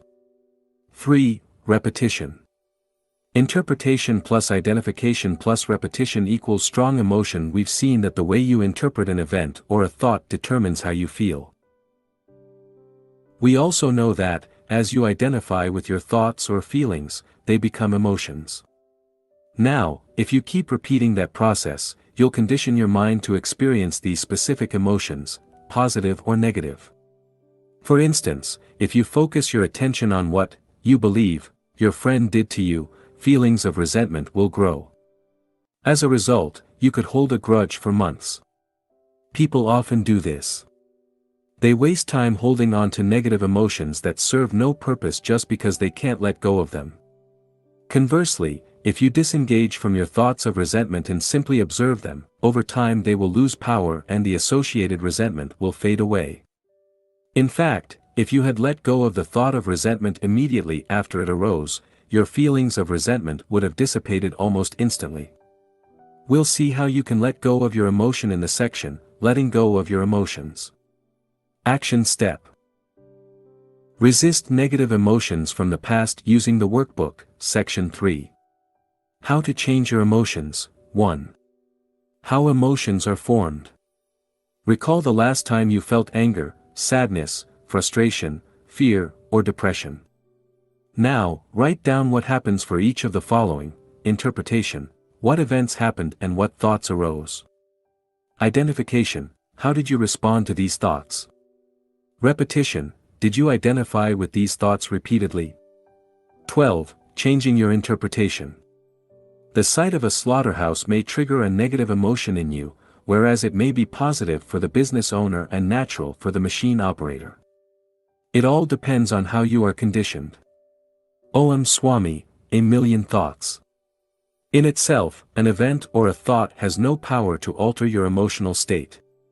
What generates emotions is the way you choose to interpret the event or thought. This is why two people can react differently to the same situation. One will see a problem and blame external circumstances, while the other will see an opportunity to be embraced. One will get stuck, the other will grow. The way you interpret events is closely linked to general assumptions you hold about life. As such, it is essential we first delve into the underlying assumptions that lead to these interpretations. Exploring your assumptions. To enter a given emotional state, you made certain assumptions regarding how things should be. These assumptions constitute your subjective reality. Because you're convinced they are true, you don't question them. Below are some examples of assumptions you may have. Problems should be avoided. This is a problem.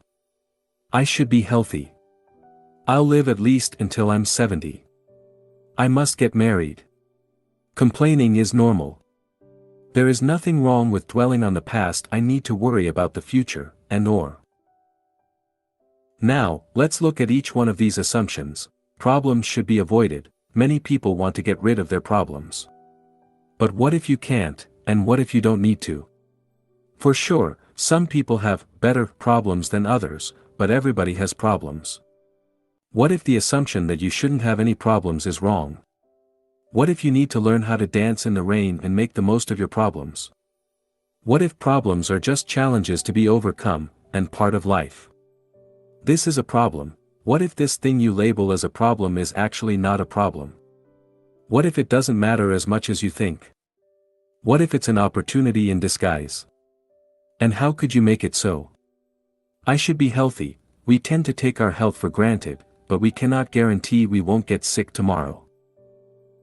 What if your health is a blessing and not necessarily the default position? Wouldn't that make you think of your health in a different way? I'll live at least until I'm 70, you probably assume you'll live a long life, but what if that's not the case? Isn't living a long life a blessing rather than something you should take for granted? Unfortunately, some people die young, but that's the nature of reality. People say, he died too young, but is that correct? Isn't it more accurate to say that he just died? Neither too young nor too old. I must get married. Maybe, maybe not. That's just your interpretation. Shoulds are generally things society or your parents expect you to do, but it doesn't mean it has to be that way. These are often cultural norms or conditioned behaviors. Complaining is normal. Most complaining is a play of the ego and is not constructive. It doesn't help you and doesn't change anything. The only thing it does is strengthen your ego and offend people. Try to spend an entire week without complaining and see what happens. There is nothing wrong with dwelling on the past. You probably spend too much time dwelling on the past. Everybody does. But do you realize the past exists only in your mind? And do you realize you can't change it no matter what you do? Learning from your past is useful, dwelling on it isn't. I need to worry about the future. Worrying about the future is unavoidable to a certain extent, but it doesn't help. Instead, you should do the best you can in the present to avoid future problems. You don't need to have the perfect life to be happy. Happiness is a choice you need to make every day. You must practice it since, as we've seen before, external factors won't significantly affect your happiness. These are just some examples of assumptions you may hold. My intention here is to show you that your interpretations, and the emotions generated from them, are largely the result of the assumptions you hold about the world. Thus, to experience more positive emotions, it is important you spend time revising your assumptions. Analyzing your interpretations. As we've already seen, you interpret events based on your assumptions. Now, below are some questions to help you understand what I mean by interpretations. Do you think everything happens for a reason and embrace it, or do you play the victim? Do you believe temporary setbacks are just milestones that will lead you to succeed, or do you give up when you encounter your first major setback? Do you try to change things that cannot be changed, or do you accept them? Do you believe you're here for a reason, or do you wander through life without any clear purpose? Do you believe problems are bad and should be avoided, or do you believe they are a necessary part of life?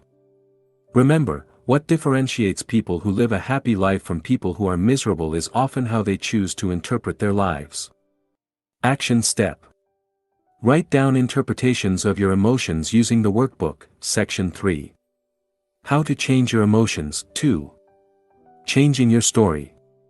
Write down 1 or 2 emotional issues you currently have. Ask yourself, if I could get rid of some emotions, losing which ones would have the most positive impact on my life?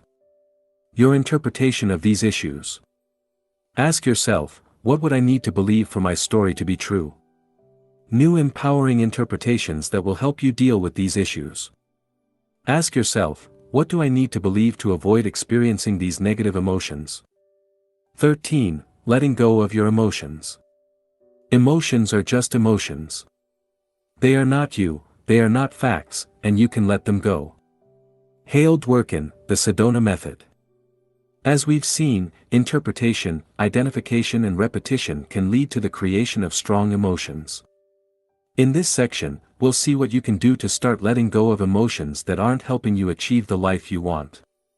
Emotions are energy in motion, but what happens when you prevent the energy from moving? It accumulates. When you repress your emotions, you interrupt the natural flow of energy.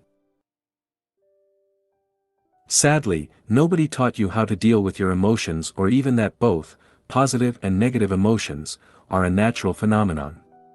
Instead, they told you that your negative emotions should be repressed because they are bad. As a result, you may have been repressing your emotions for years. By doing so, you let them sink deeper into your subconscious, allowing them to become part of your identity. They have often become patterns you may be unaware of. For instance, perhaps, you feel you aren't good enough. Or maybe you experience guilt on a regular basis. These are the results of core beliefs you developed over time by repressing your emotions. Most of us have too much emotional baggage and need to learn to let go of it. We need to declutter our subconscious and get rid of the negative emotions preventing us from enjoying life to the fullest. The fact is, your subconscious is already programmed to help you deal with life. Your subconscious ensures you don't accidentally forget to breathe, keeps your heart beating and regulates your body temperature among millions of other things. It doesn't need additional beliefs to function well. Neither does it need to store emotions. If you're like most people, you spend the majority of your time living in your head. As a result, you're largely out of touch with your emotions. To start letting go of your emotions, you must first become aware of them by becoming more in touch with your body and the way you feel. Below are a few simple steps you can take to start letting go of your emotions. 1. Observe your emotions with detachment. Whenever you experience a negative emotion, simply observe it with as much detachment as you can. That means getting in touch with your body. Realize that each thought or image crossing your mind isn't the emotion itself, it's only your interpretation of it. Practice feeling how it feels. Try to locate the emotion. Think of the way you would describe the emotion to someone else. Remember, don't engage in a story revolving around that emotion, and believe in whatever images or thoughts that arise when you experience that emotion. 2. Label your emotion. Remember, emotions are merely temporary experiences, or if you prefer, clothes you wear for a while. They aren't you. When you experience an emotion, you say things like, "I am angry," "I am sad," or "I am depressed." Notice how you instantly identify with your emotions. However, this is factually incorrect. The emotions you experience have nothing to do with who you really are. If you were your depression, you'll be depressed all day long every single second of your existence. Fortunately, that's not the case. Let's assume you feel sad. Rather than saying, "I'm sad," a more accurate way to describe that emotion would be, "I feel sad," or "I experience a feeling of sadness." Can you see how different it is from saying, "I'm sad"? It gives you more space to distance yourself from your emotions. The more you become aware of your emotions, the more you can label them and detach yourself from them, and the easier it will be to let go of these emotions. 3. Let go of your emotions. Too often, you over-identify with your emotions and cling to them for the following reasons: they're part of the story you're telling yourself. Sometimes, you can't stop clinging to a story, even a disempowering one. Yes, you can become addicted to destructive stories despite knowing they aren't helping you. You believe the emotions are you and feel a strong need to identify with them. You may fall into the trap of believing you are your emotions. As a result, you identify heavily with them, which creates suffering. Real-life example: I regularly felt that I wasn't good enough. As a result, I believed I should work harder. This belief led me to create lists of daily goals that were impossible to complete even when working from morning to night. I often fell short on my goals, which reinforced the belief that I wasn't good enough. By realizing this was just a story, I started letting go of this belief. After doing so, I noticed I was actually getting almost as much work done but without the need to struggle and feel stressed out. I'm still working on that issue, but I gained tremendous value from this process. The challenging part was to let go of the attachment to my story by letting go of the following: the belief that I'm not good enough and must work harder, the pride I feel from working harder than most people, the victim mentality that comes from working hard while not getting the results I want. The idea I'm somewhat special, the idea the world needs to be changed, and the need to control the outcome of my actions. As you can see, letting go of core emotions is not easy. They've become part of our identity, and we often derive a twisted pleasure from them. We may even wonder who we will be without them. 4. A 5-step process to let go of emotions. In his book, The Sedona Method, Hale Dwoskin explains there are 3 different ways to release your emotions as they arise. You can, 1, let them go. When you experience negative emotions, you can consciously choose to release them rather than repressing them or clinging to them. 2, allow them to be here. You can allow them by acknowledging their existence without clinging to them, or you can 3. Welcome them. You can accept them and have a closer look at them to discover what the core of these emotions are. According to Hale Dwoskin, the first step in each case is to become aware of your emotions as they arise. He then introduces a 5-step process to let go of your emotions. Step 1, focus on a certain emotion you would like to work on so you can feel better. This doesn't need to be a big emotion.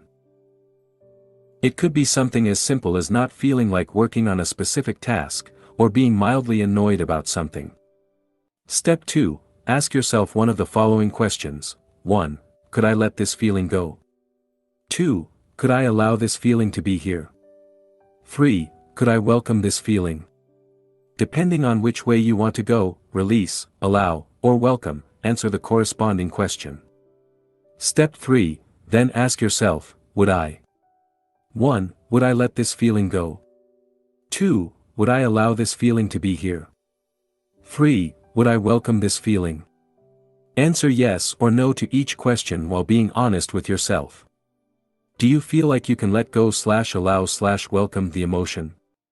Even if no will help you let go of it. Step 4, ask yourself, when? Your answer will be, now. You let go of that emotion immediately. Step 5, repeat this process as many times as necessary for that particular feeling to disappear. You may be tempted to brush off this technique as overly simplistic and ineffective. Don't do that. Try it for yourself.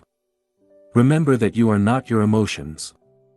That's precisely by practicing letting go of them that you'll realize that universal truth.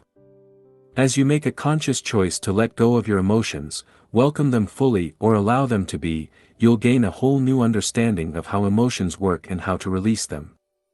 Action step. Use the exercises in the corresponding section of the workbook to start letting go of your emotions. Section 3.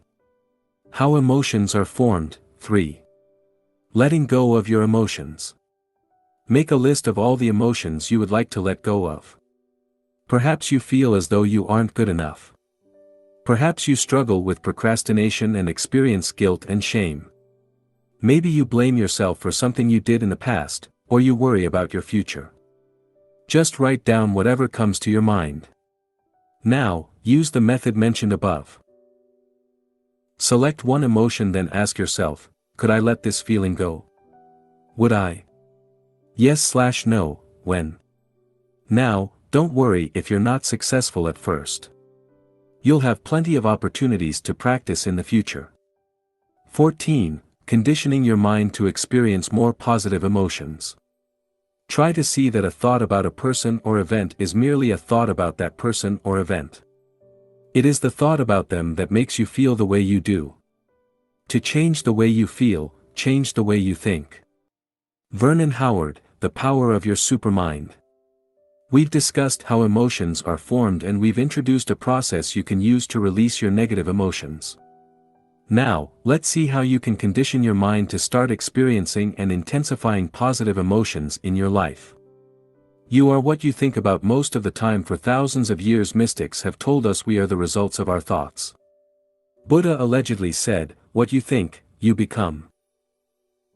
The essayist and poet, Ralph Waldo Emerson, said, "We become what we think about all day long," while Mahatma Gandhi said, "A man is but the product of his thoughts." In his classic book, As a Man Thinketh, James Allen wrote, "Let a man radically alter his thoughts, and he will be astonished at the rapid transformation it will effect in the material conditions of his life." Men imagine that thought can be kept secret, but it cannot. It rapidly crystallizes into habit, and habit solidifies into circumstance. James Allen. To take control of your emotions, it is essential you understand the role your thoughts play in generating emotions in general. Your thoughts activate certain emotions, and these emotions, in turn, generate more thoughts. Thoughts and emotions then feed each other. For instance, if believed, the thought, "I'm not good enough," will generate negative emotions such as shame or guilt. Conversely, when you feel ashamed for not being good enough, you'll attract more thoughts in line with that belief. You will focus on the things you believe you aren't good at, or remember and dwell on past failures. This, in turn, will strengthen your erroneous belief. Thoughts generate emotions, and emotions dictate your actions. If you feel you don't deserve a promotion, you won't ask for it. If you believe a man or woman is out of your league, you won't ask him or her out. In a nutshell, this is the way thoughts work. They generate emotions that dictate your actions and shape your reality. While this may not be obvious to you in the short term, in the long term, you'll realize your thoughts have a tremendous impact on your life. Thoughts and emotions determine your future. Humans possess a power no other living beings have, their imagination. We can use our thoughts to manifest things and turn the invisible into the visible. However, a thought in itself isn't enough to manifest things or circumstances. It must be fueled with an energy in the form of emotion, such as enthusiasm, excitement, passion, or happiness. For this reason, someone enthusiastic about his or her dream will achieve more than a pessimistic and unmotivated person. Successful people constantly focus on what they want with positive expectation, while unsuccessful people focus on what they don't want or what they lack. The latter are afraid of having a lack of money, talent, time, or any other resources they may need to achieve their goals. As a result, pessimists accomplish far less than they're capable of achieving. Thus, one of the most important skills you can master is your ability to control your thoughts and emotions. This entails understanding what your emotions are, how they work, and what purpose they serve. Later, we'll discuss how you can use your emotions as a tool for personal growth. Depositing positive thoughts in your mind. Confident people deposit positive thoughts in their mind each day. They celebrate their small wins and treat themselves with compassion and respect. Naturally, they expect good things to happen. On the other hand, people with low self-esteem bombard their mind with disempowering thoughts. They discard their accomplishments as no big deal and fail to recognize their strengths and the positive intent behind their actions. No wonder they feel unworthy. For more information, read section, Not Being Good Enough. Both use their thoughts to distort reality, but who do you think is better off? The person who deposits positive thoughts in their mind, or the person who dwells on negative thoughts? Does it mean positive thinking is going to solve all your problems and eliminate your negative emotions once and for all? Of course, not. Thought manipulation is simply one of the tools you can use to master your emotions. The limit of positive thinking. Repeating to yourself, "I'm happy, I'm happy, I'm happy," all day long won't turn you into a living Buddha. You may benefit from it, but you'll still experience negative emotions. Unless you know how to deal with negative emotions when they appear, you'll fall prey to your own disempowering story. This story could be why you're such a loser. Interestingly, people are often addicted to their story, even the negative ones, and are unable to let go of the why, because they are fundamentally flawed, will never be happy because aren't worthy of love, are never going to make it, and will never get married, and so on. I can guarantee you are addicted to a story. Now we'll discuss how you can condition your mind to experience more positive emotions. After that, we'll see how you can deal with negative emotions as they arise. Choosing the emotions you want to experience to condition your mind. The first step is to decide what emotions you want to experience more of. Do you want to be happier? More motivated. More proactive. The second step is to put in place a specific program to allow you to experience your chosen emotions. The final step is to practice feeling that emotion every day. Feeling the same emotion over and over allows you to better access it. Neuroscience has shown that experiencing the same thought or emotion repeatedly strengthens the corresponding neural pathways, easing future access to that thought or emotion. Put it simply, the more you experience an emotion, the easier it becomes to generate. That's where daily conditioning comes into play. To condition your mind to experience positive emotions, you can use the method we introduced earlier: interpretation plus identification plus repetition equals strong emotion. Here is how to use the formula in this situation. Interpretation: visualizing certain events or generating particular thoughts you see as positive. Identification: identifying with these events or thoughts by feeling the way you want to feel. To do this, you can use all the techniques we mentioned in the section, What Impacts Your Emotions, such as positive affirmations and visualization. Repetition: keep repeating the same thoughts and identifying with them. By doing so, you allow your mind to access the related emotions more easily. Below are some examples of practices you can use based on how you want to feel. 1. Gratitude. To feel more grateful, make gratitude a daily routine. Every morning, focus on what you're grateful for. The more you practice, the better you'll be able to focus on the positive side of things. Sadly, most of us know we should be grateful, but we aren't. That's why we must cultivate gratitude. As the late Jim Rohn said, our emotions need to be as educated as our intellect. Here are some exercises you can use to cultivate a feeling of gratitude. A. Write down things you're grateful for. Take a pen and a piece of paper, or even better, a dedicated notebook, and write down at least 3 things for which you are grateful. This will help you focus on the positive side of things. B. Thank people who crossed your life. Close your eyes and think of people you've met. As you picture them one after the other, thank them while acknowledging at least one good thing they did for you. If you happen to picture people you don't like, thank them anyway and still look for one good thing they did for you. It could be making you stronger or teaching you a specific lesson. Don't try to control your thoughts, simply let the faces of people you know come to your mind. Release any resentment you feel or have felt. C. Focus on one object and appreciate its existence. Select one item in your room and think of the amount of work and number of people involved in the process of creating it and delivering it to you. For instance, if you select a chair, think of all the work necessary to create it. Some people had to design it, others had to find raw materials, and others had to assemble it. Truck drivers had to deliver it to the store. The store employees had to display it and promote it. You or someone else had to go and collect it. The car you drive also had to be built by other people, and so on. Think of how you benefit from this chair. Remember a time you were so tired you couldn't wait to sit. Didn't it feel great when you could finally sit? Thanks to the chair you can not only sit, but you can also use your computer, write, read, drink coffee, or have a pleasant conversation with your friends. D. Listening to gratitude songs/guided meditation. Listen to gratitude meditation. Search gratitude meditation on YouTube. 2. Excitement. Sometimes, you lose excitement.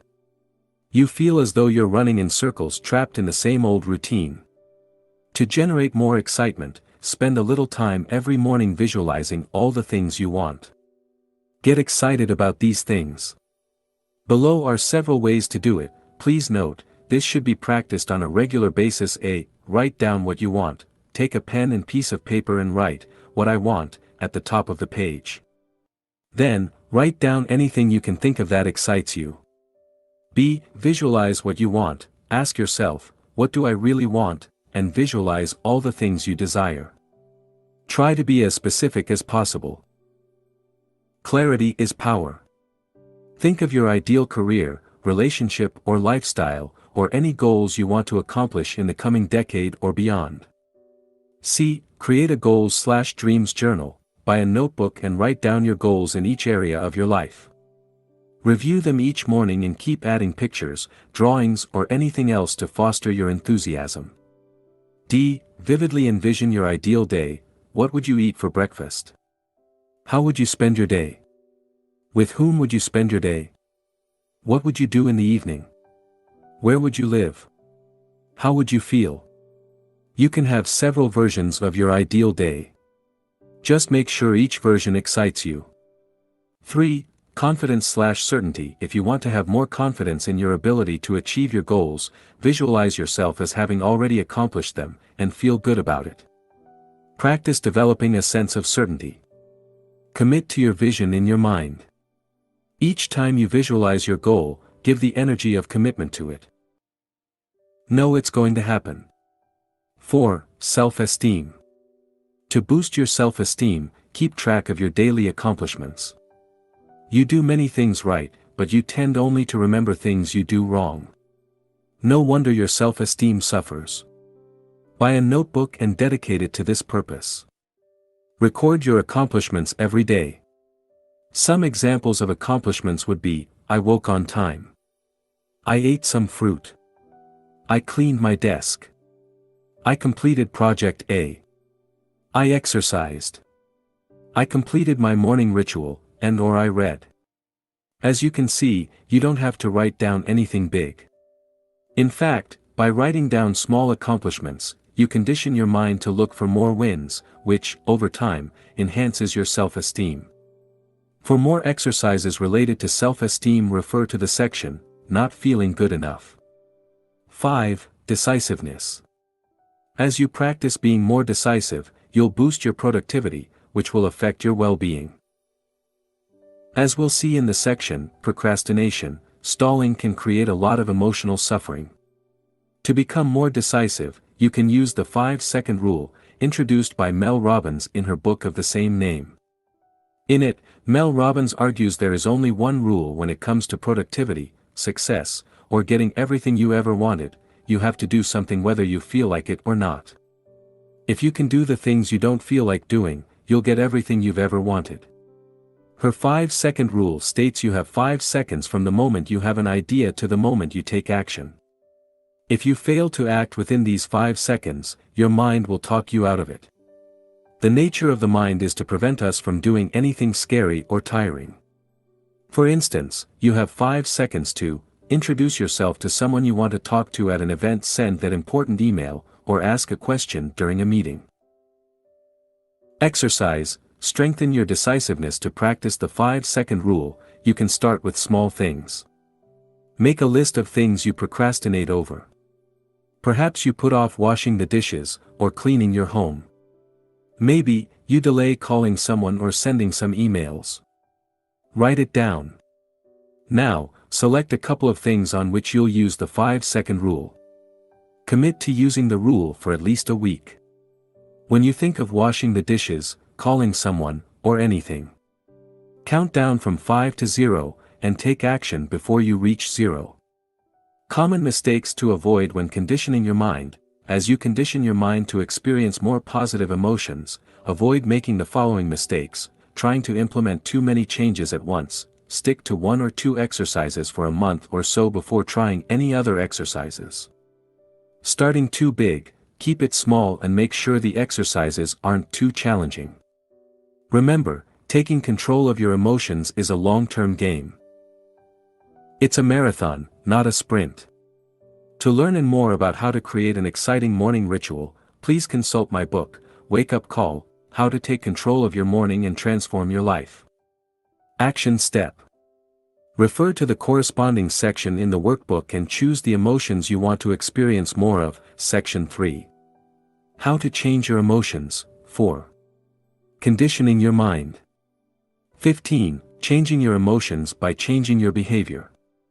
Action seems to follow feeling, but really action and feeling go together, and by regulating the action, which is under the more direct control of the will, we can indirectly regulate the feeling, which is not. William James, philosopher and psychologist. We've seen you can influence your emotions by using your body, mind, or words. We've also discussed how you can change your interpretations of thoughts or events to change your emotional state. Unfortunately, when negative emotions suddenly arise or are too strong, changing your body posture or using positive affirmation might not be enough. In fact, trying to replace a negative emotion by a more positive one often fails. You cannot always overcome depression by cheering up or counteract grief by deciding to just feel good. Neither can you expect profound sadness to disappear by repeating the phrase/mantra, "I'm happy, I'm happy, I'm happy."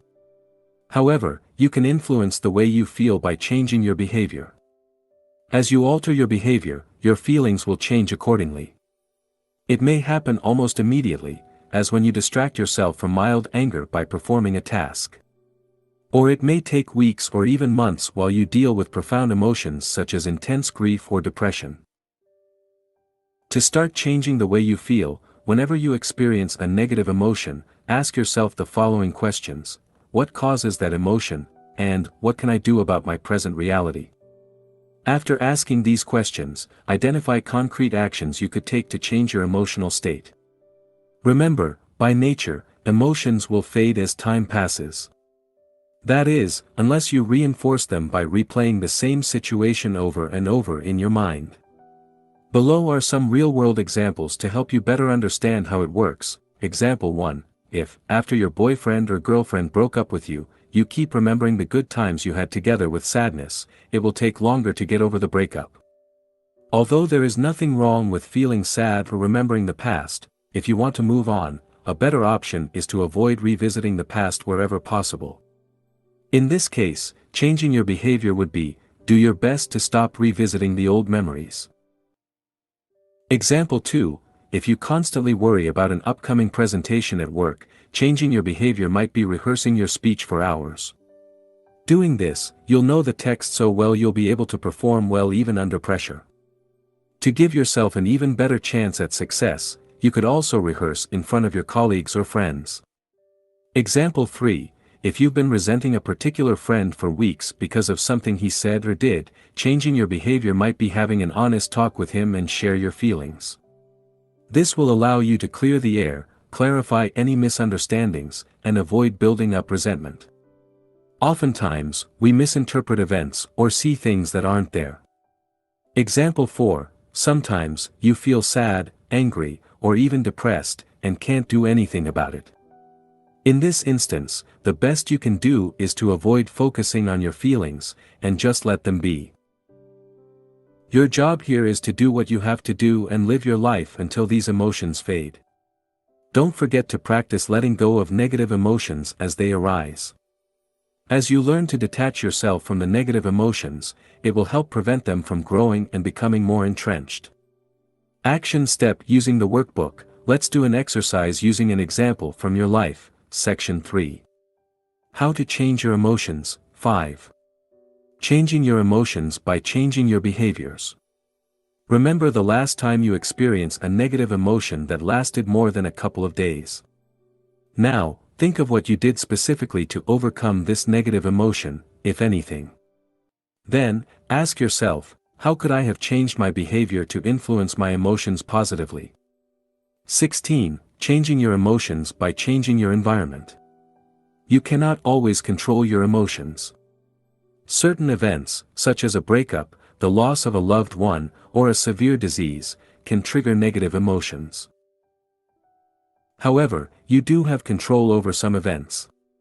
Do you have daily life situations that affect your peace of mind? What if you could do something about them? Sometimes, to reduce negative emotions you simply need to avoid putting yourself in the situations generating them in the first place. Perhaps, you watch too much TV, which makes you miserable. Or maybe, seeing your friends, seemingly, happy on Facebook makes you feel like a failure. Why not spend less time in such situations? Real life example, Facebook was making me unhappy and I felt like a failure. People in my field were killing it and my friends looked so happy, or so I thought. Not to mention the fact I was wasting hours of my time mindlessly scrolling through my news feed. To overcome this drain on my emotional bank, I drastically reduced the time I spent on Facebook. Ever since making the decision, I've been feeling better. This example shows you that small changes can enhance your well-being. If you look at the things you do daily, you'll find activities or behaviors that don't support your happiness. Just removing one or two of these activities, or changing some of your behaviors, may noticeably improve your mood. You may already know what you should do, but it's also possible you're unaware of the cost of some of your behaviors on your well-being. Below, I've listed some examples of activities or behaviors that may rob you of your happiness. Ask yourself whether they're contributing to your overall sense of well-being. Watching TV. Although watching TV can be fun, it's also a passive activity which may not contribute much to your happiness. Spending time on social media. Social media is convenient and it allows you to keep in touch with your friends, but it can also be addictive. Facebook or Twitter can turn you into an addict craving the approval of others. Hanging out with negative people. People you hang out with have a tremendous influence on your emotional state. Positive people will lift you up and help you achieve your wildest dreams. Negative people will suck up your energy, demotivate you and destroy your potential. As Jim Rohn said, you are the average of the 5 people you spend the most time with. Make sure you surround yourself with the right people. Complaining and focusing on the negative. Do you constantly see the negative side of things? Do you dwell on the past? If so, how does this affect your level of happiness? Not finishing what you start, leaving tasks and projects unfinished in your personal and professional life can have a detrimental effect on your mood. Unfinished business clutters your mind. Feeling overwhelmed or demotivated is a sign you may have too many open loops in your life. Examples of open loops are unfinished projects you've been procrastinating over, or avoiding people you need to talk to. These are just a few examples. What about you? What activities or behaviors rob you of your happiness? Action step. Design a more empowering environment by completing the corresponding exercises in the workbook, Section 3. How to change your emotions, changing your environment. Use the free workbook or take a pen and paper, and write down any activities you believe may negatively impact on your emotions. Then, for each activity, write down the consequence, e.g. they make you feel guilty, they demotivate you, they erode your self-esteem, etc. 17. Short-term and long-term solutions to deal with negative emotions. No other life form on the planet knows negativity, only humans, just as no other life form violates and poisons the earth that sustains it. Have you ever seen an unhappy flower or a stressed oak tree? Have you come across a depressed dolphin, a frog that has a problem with self-esteem, a cat that cannot relax, or a bird that carries hatred and resentment? The only animals that may occasionally experience something akin to negativity or show signs of neurotic behavior are those that live in close contact with humans and so link into the human mind and its insanity. Eckhart Tolle, The Power of Now. In this section, I will provide you with a list of exercises or techniques you can use to better deal with negative emotions. No matter how much control you have over your mind, you'll still experience a whole bunch of negative emotions in the future, from mild frustration to depression. You'd better be prepared. I've listed below some things you can do to deal with negative emotions and have included both long-term and short-term solutions. 1. Short-term solutions. The following techniques will help you manage negative emotions as they arise. Try them out, and keep the ones that work for you. A. Change your emotional state. Distract yourself. An emotion is only as strong as you allow it to be. Whenever you experience a negative feeling, instead of focusing on it, get busy right away. If you're angry about something, cross something off your to-do list. If possible, do something that requires your full attention. Interrupt, do something silly or unusual to break the pattern. Shout, do a silly dance or speak with a strange voice. Move, stand up, go for a walk, do push-ups, dance, or use a power posture. By changing your physiology, you can change the way you feel. Listen to music. Listening to your favorite music may shift your emotional state. Shout, talk to yourself with a loud and authoritarian voice and give yourself a pep talk. Use your voice and words to change your emotions. B. Take action. Do it anyway. leave your feeling alone and do what you have to do. Mature adults do what they have to do whether they feel like it or not. Do something about it. Your behavior indirectly changes your feelings. Ask yourself, what action can I take in today to change the way I feel? Then, go do it. C. Become aware of your emotions. Write it down. Take a pen and paper and write down what you worry about, why, and what you can do about it. Be as specific as possible. Write down what happened. Take a piece of paper and write down what exactly happened to generate the negative emotion. Don't write down your interpretation of it or the drama you created around it. Write down the raw facts. Now ask yourself, in the grand scheme of your life, is it really that big a deal? Talk, have a discussion with a friend. You may be overreacting, making things worse than they are. Sometimes, all you need is a different perspective. Remember a time when you felt good about yourself. This can help you get back in that state and gain a new perspective. Ask yourself the following questions: how did it feel? What was I thinking at the time? What was my outlook on life at the time? Let your emotion go. Ask yourself, can I let that emotion go? Then, allow yourself to release it. Allow your emotions to be. Stop trying to resist your emotions or to change them. Allow them to be what they are.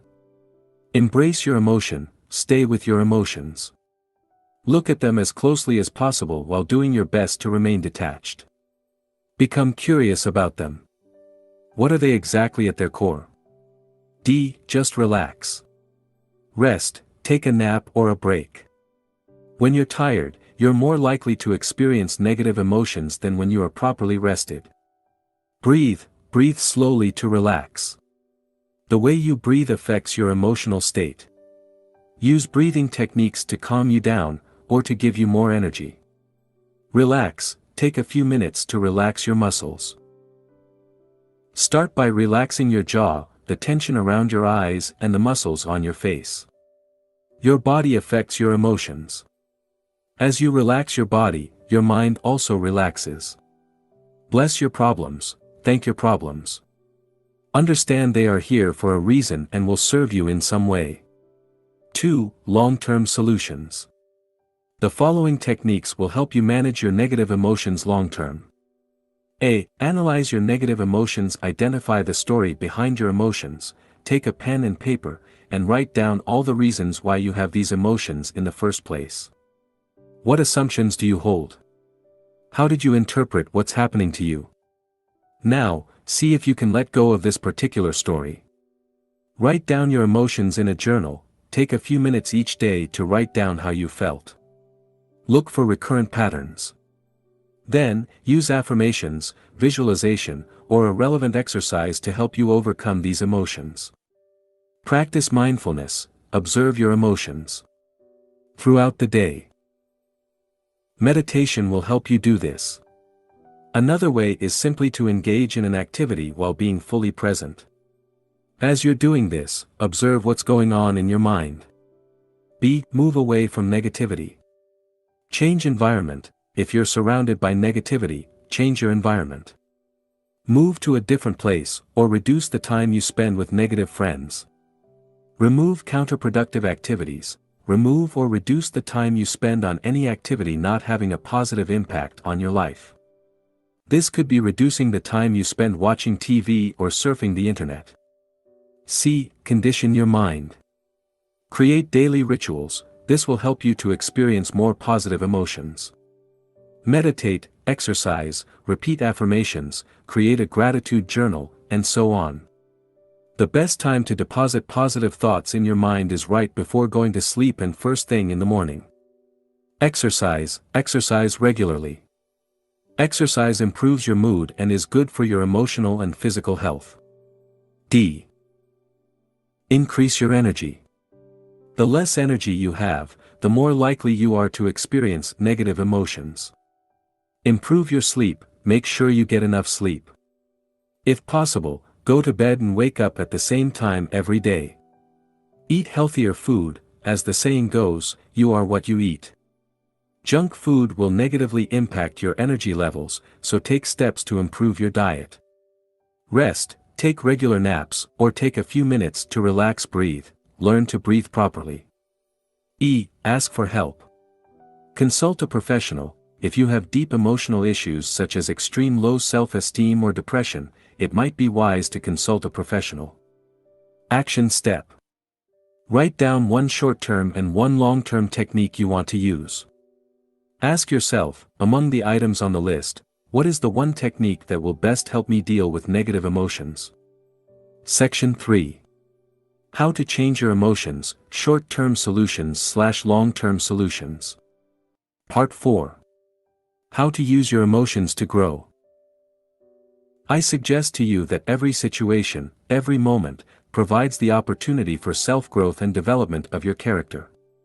Reality keeps bringing us circumstances. Sometimes I picture them as waves breaking on the shore, and we have the chance to keep merging with that reality to fit ourselves to it, to dive into those waves. David K. Reynolds, author of Constructive Living. We've seen what emotions are, how they are formed, and how you can reprogram your mind to experience more positive emotions. Now, let's see how you can use your emotions as a tool for personal growth. Most people underestimate how useful emotions can be. They never truly realize they can use their emotions to grow. Think of it this way. Your emotions send you a message. They tell you that your current interpretation of reality is biased. The problem is never reality, but the way you interpret it. Never forget, you have the power to find meaning and joy even in the worst situations. For instance, Alice Sommer had every reason in the world to feel hopeless. She was imprisoned in a concentration camp during World War II and didn't know how long she had left to live. She, nevertheless, found joy. As she recalls, I was always laughing. We were lying on the floor with my son, and he saw me laughing. How can a child not laugh when the mother laughs? Alice Sommer. Nick Vujicic believed he would never be happy. After all, he was born with no arms or legs. As he said in one of the lectures he gave at a school, "What kind of husband am I gonna be if I can't even hold my wife's hand?" Nick Vujicic. Under these circumstances, nobody would have blamed him if he had remained bitter all his life. However, he overcame his challenges, and today, in addition to being a successful motivational speaker, he's a happy husband and father of 2. These 2 examples show us we can overcome even the most challenging situations. They show us negative emotions don't last forever. Challenging times in our life are often the events that allow us to grow as human beings. Even a complete nervous breakdown can serve as a wake-up call for people. In this section, you'll learn how emotions work and how you can use them to grow, while simultaneously reducing the emotional suffering they create. 18. How emotions can guide you in the right direction. Emotions come and go and, ultimately, can't define you. But it doesn't mean they don't have a role to play. They can foster your personal growth by reminding you of what you already know: you need to make changes in your life. The more you ignore your emotions, the louder they will become.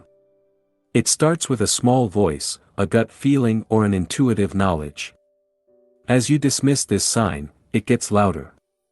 Keep ignoring your emotions, and your body will begin to talk in the same way as you experience physical pain. For instance, let's say you feel an emotion you identify as stress. This tells you to make changes in your life. It could involve moving away from a stressful situation, improving the situation, or changing how you interpret it.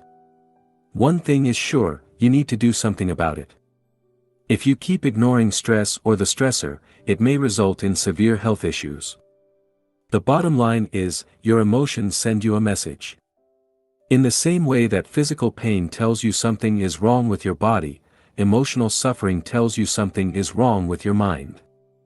The power of self-awareness. Self-awareness is one of the most important components of your personal growth. Without it, you can't do much to change your life, since you can't change a problem unless you realize it exists. So, what is self-awareness?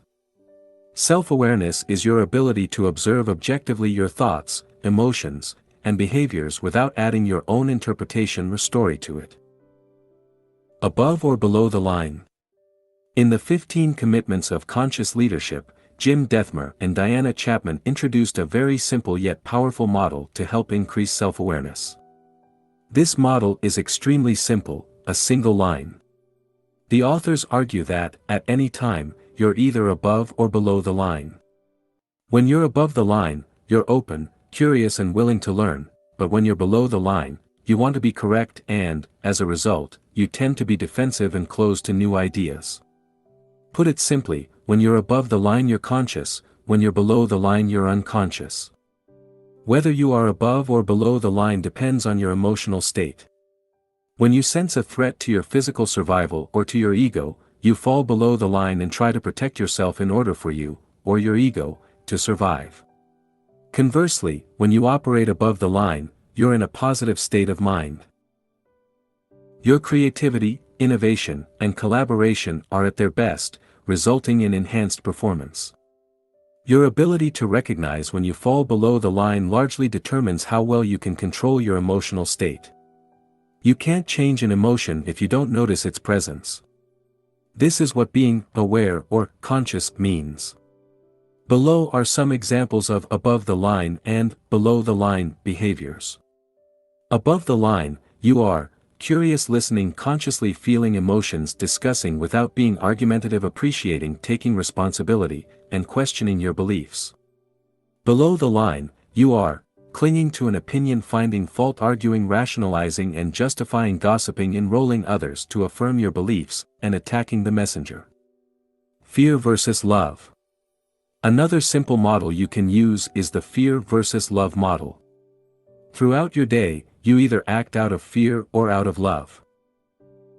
You act out of fear and your focus is on getting something, be it other people's approval or attention, money or power.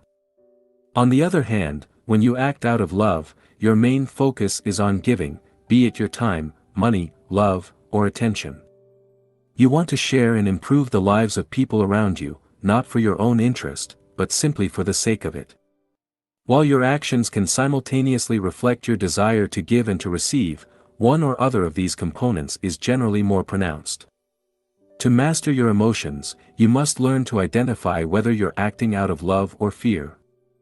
For instance, look at one of your major life goals. Is it a fear-based goal or a love-based goal? Are you trying to give and contribute to the world, or are you trying to take from it? For instance, let's say you want to become an actor. Some of the reasons for that could be the following: 1. Making money. 2. Being famous. 3. Proving to your parents and friends you're good enough. 4. Entertaining people. 5. Expressing yourself. The first 3 examples are usually fear-based behaviors. You want to fill a void within yourself and demonstrate how good you are. The final 2 examples are love-based behaviors that stress a desire to express your gift to the world. As we discuss in greater depth how different emotions work, keep in mind these 2 models, above/below the line in fear-based versus love-based actions. Note that throughout your day you often alternate between love-based behaviors and fear-based behaviors. For instance, you may be absorbed by a task that helps people and make you feel complete. In this moment, you don't need anything. 5 minutes later you may imagine how proud your father will be once you finally earn a promotion. In this moment, you're no longer feeling complete. Instead, you are trying to get something, in this situation, your father's approval. Start noticing the underlying motivations behind your actions. As you do so, you'll begin to realize you spend a considerable amount of time trying to earn other people's approval, whether they be your colleague, your boss, your parents, or your partner. Notice this, and ask yourself what you can do to move from wanting to get to wanting to give. Now, with these 2 models in mind, let's see how you can bring more awareness to the emotions you experience in your day-to-day life. 19. Recording your emotions. The first step to improve the way you feel is to become more aware of the emotions you experience on a regular basis. Before you can generate more positive emotions, you must first determine your starting point. To shed a light on the emotions you're experiencing in your daily life, I invite you to record your emotions for an entire week. Use a notebook or the downloadable worksheet to do so.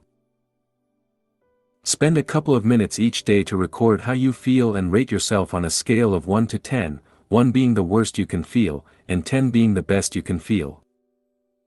At the end of the week, give yourself an overall score and answer the following questions. What negative emotions did you experience?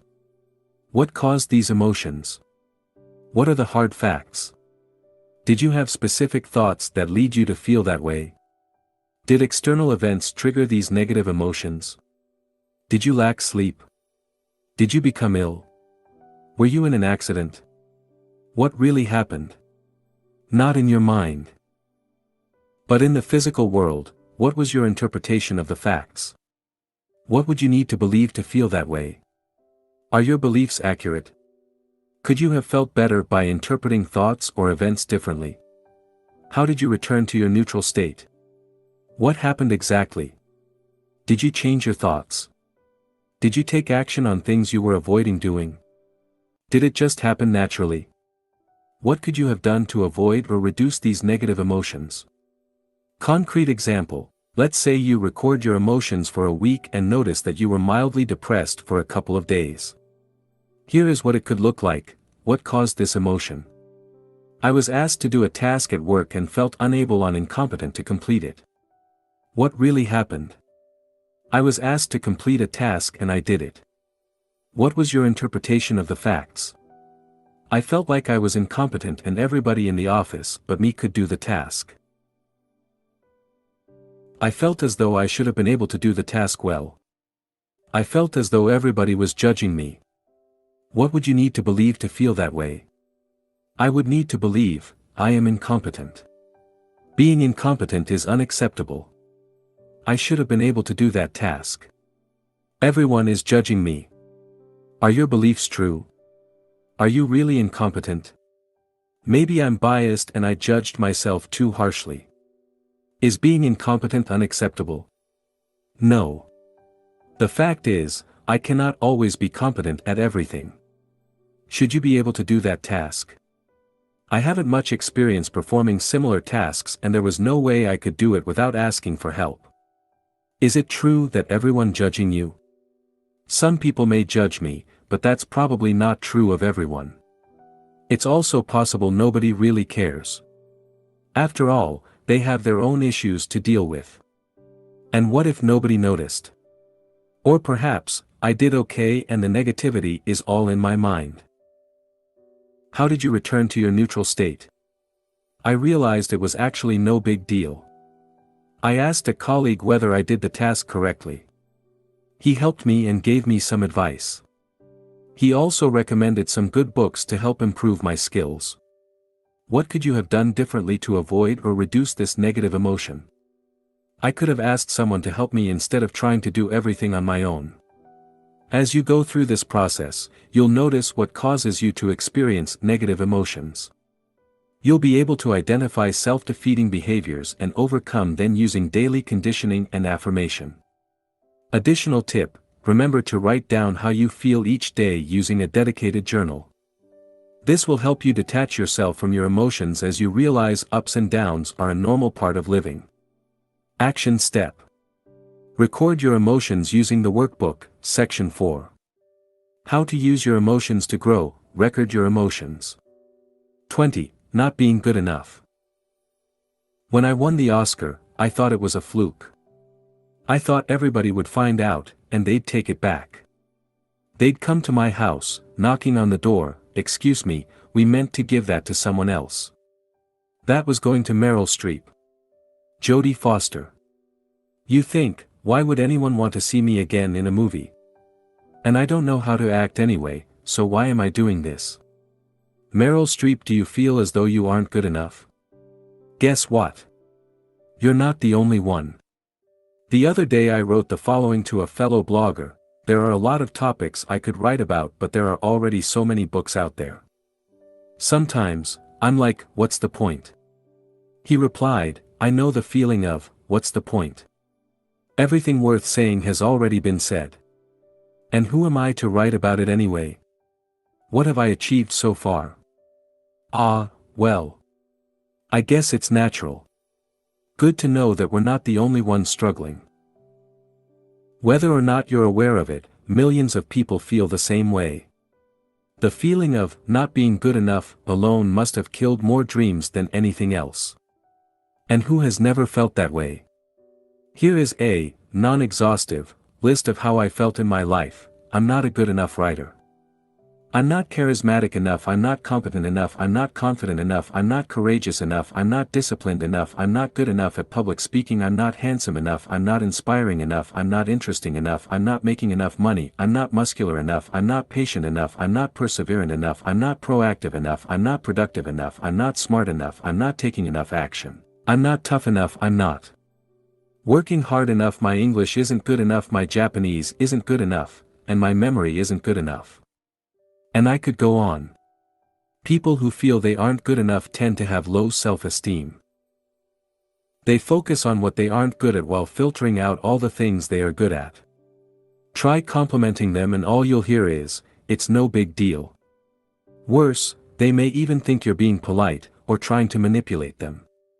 These people have a hard time accepting compliments. Instead of a simple thank you, they return the compliment, or downplay their role. Perhaps, you're acting the same way. See if you do one of the following things when receiving a compliment. 1. Dismiss the whole thing as being no big deal, anybody could have done it. 2. Talk about all the things you did wrong while explaining what you could have done better.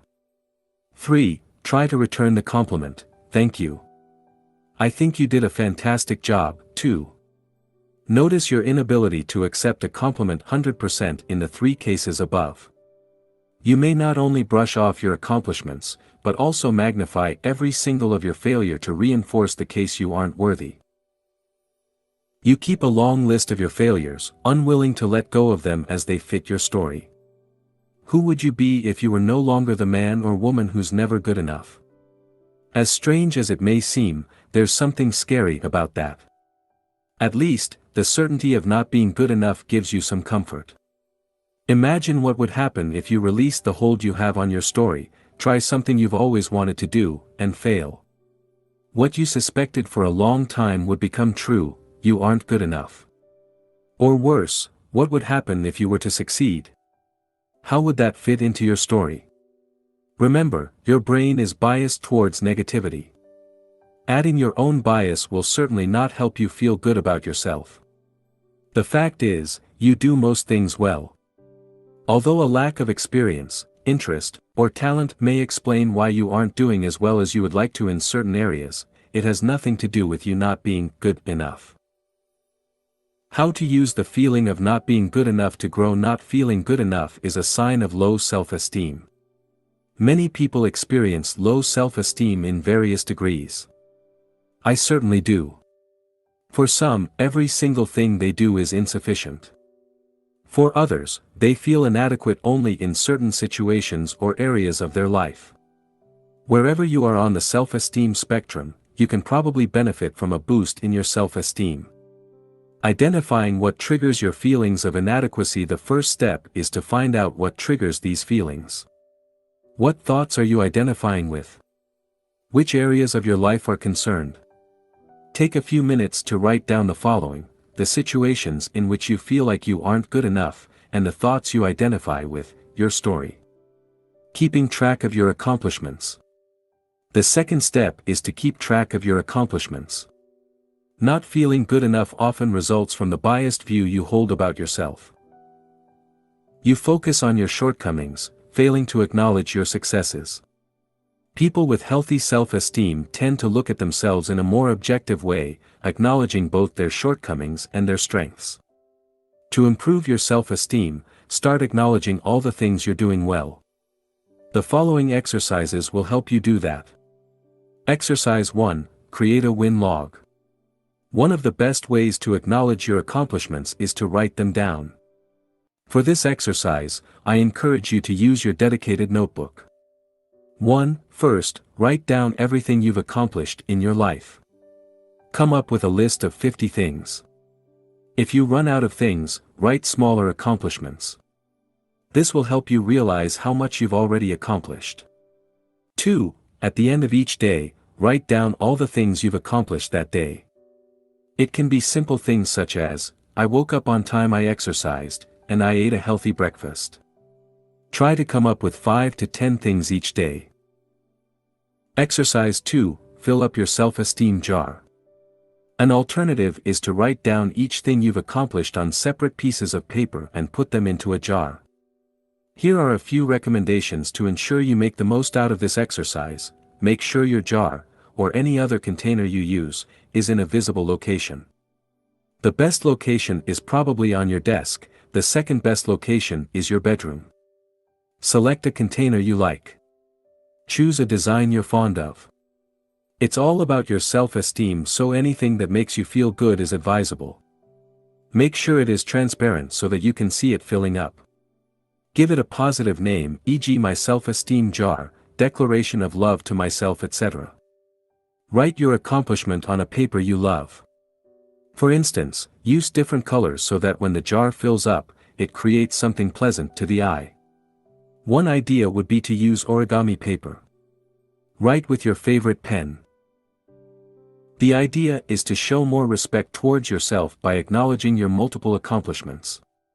Exercise 3. Create a positive journal. You can also create a journal to write down every compliment you received that day. Your colleague told you your shoes look nice, write it down. Your friend complimented your hair, write it down. Your boss told you how well you did at a task, write it down as well. Don't question the sincerity of these compliments. Always assume they are genuine.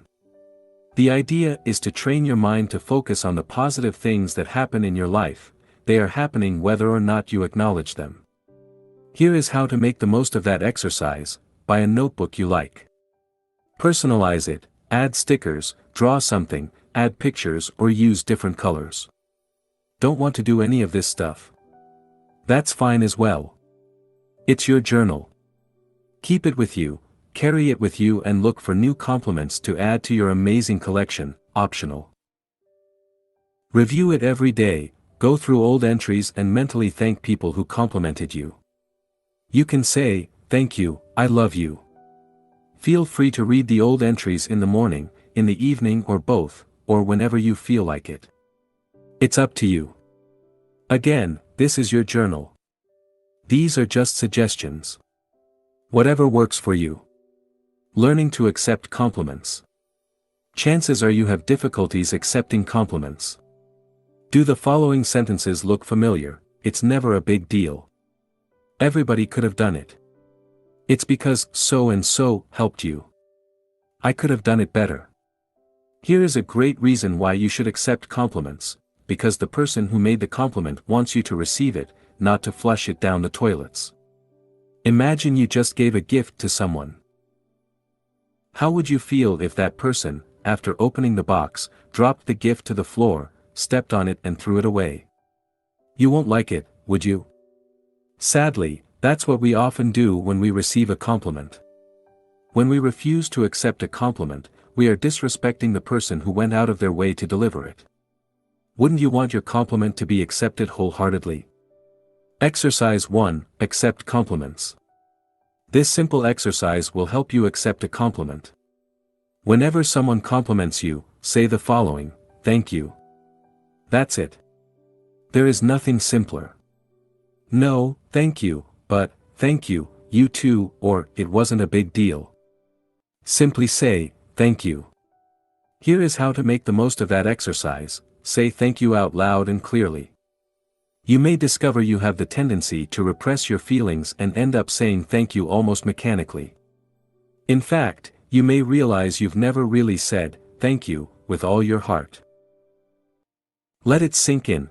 Before you start a new sentence, give space for the feeling of gratitude to express itself. Don't downplay the compliment or explain why you're worthy or unworthy of it. Tell it the way you feel it. Show your appreciation by telling the person who complimented you how you feel. You may experience resistance. Many of us have difficulties expressing gratitude because our pride prevents us from doing so. After all, we're strong and don't need anybody's help or compliments, do we? We don't want to feel vulnerable. If you experience resistance and find the exercise difficult, recognize this is normal. Your ability to accept a compliment can be a good indicator of your level of self-esteem.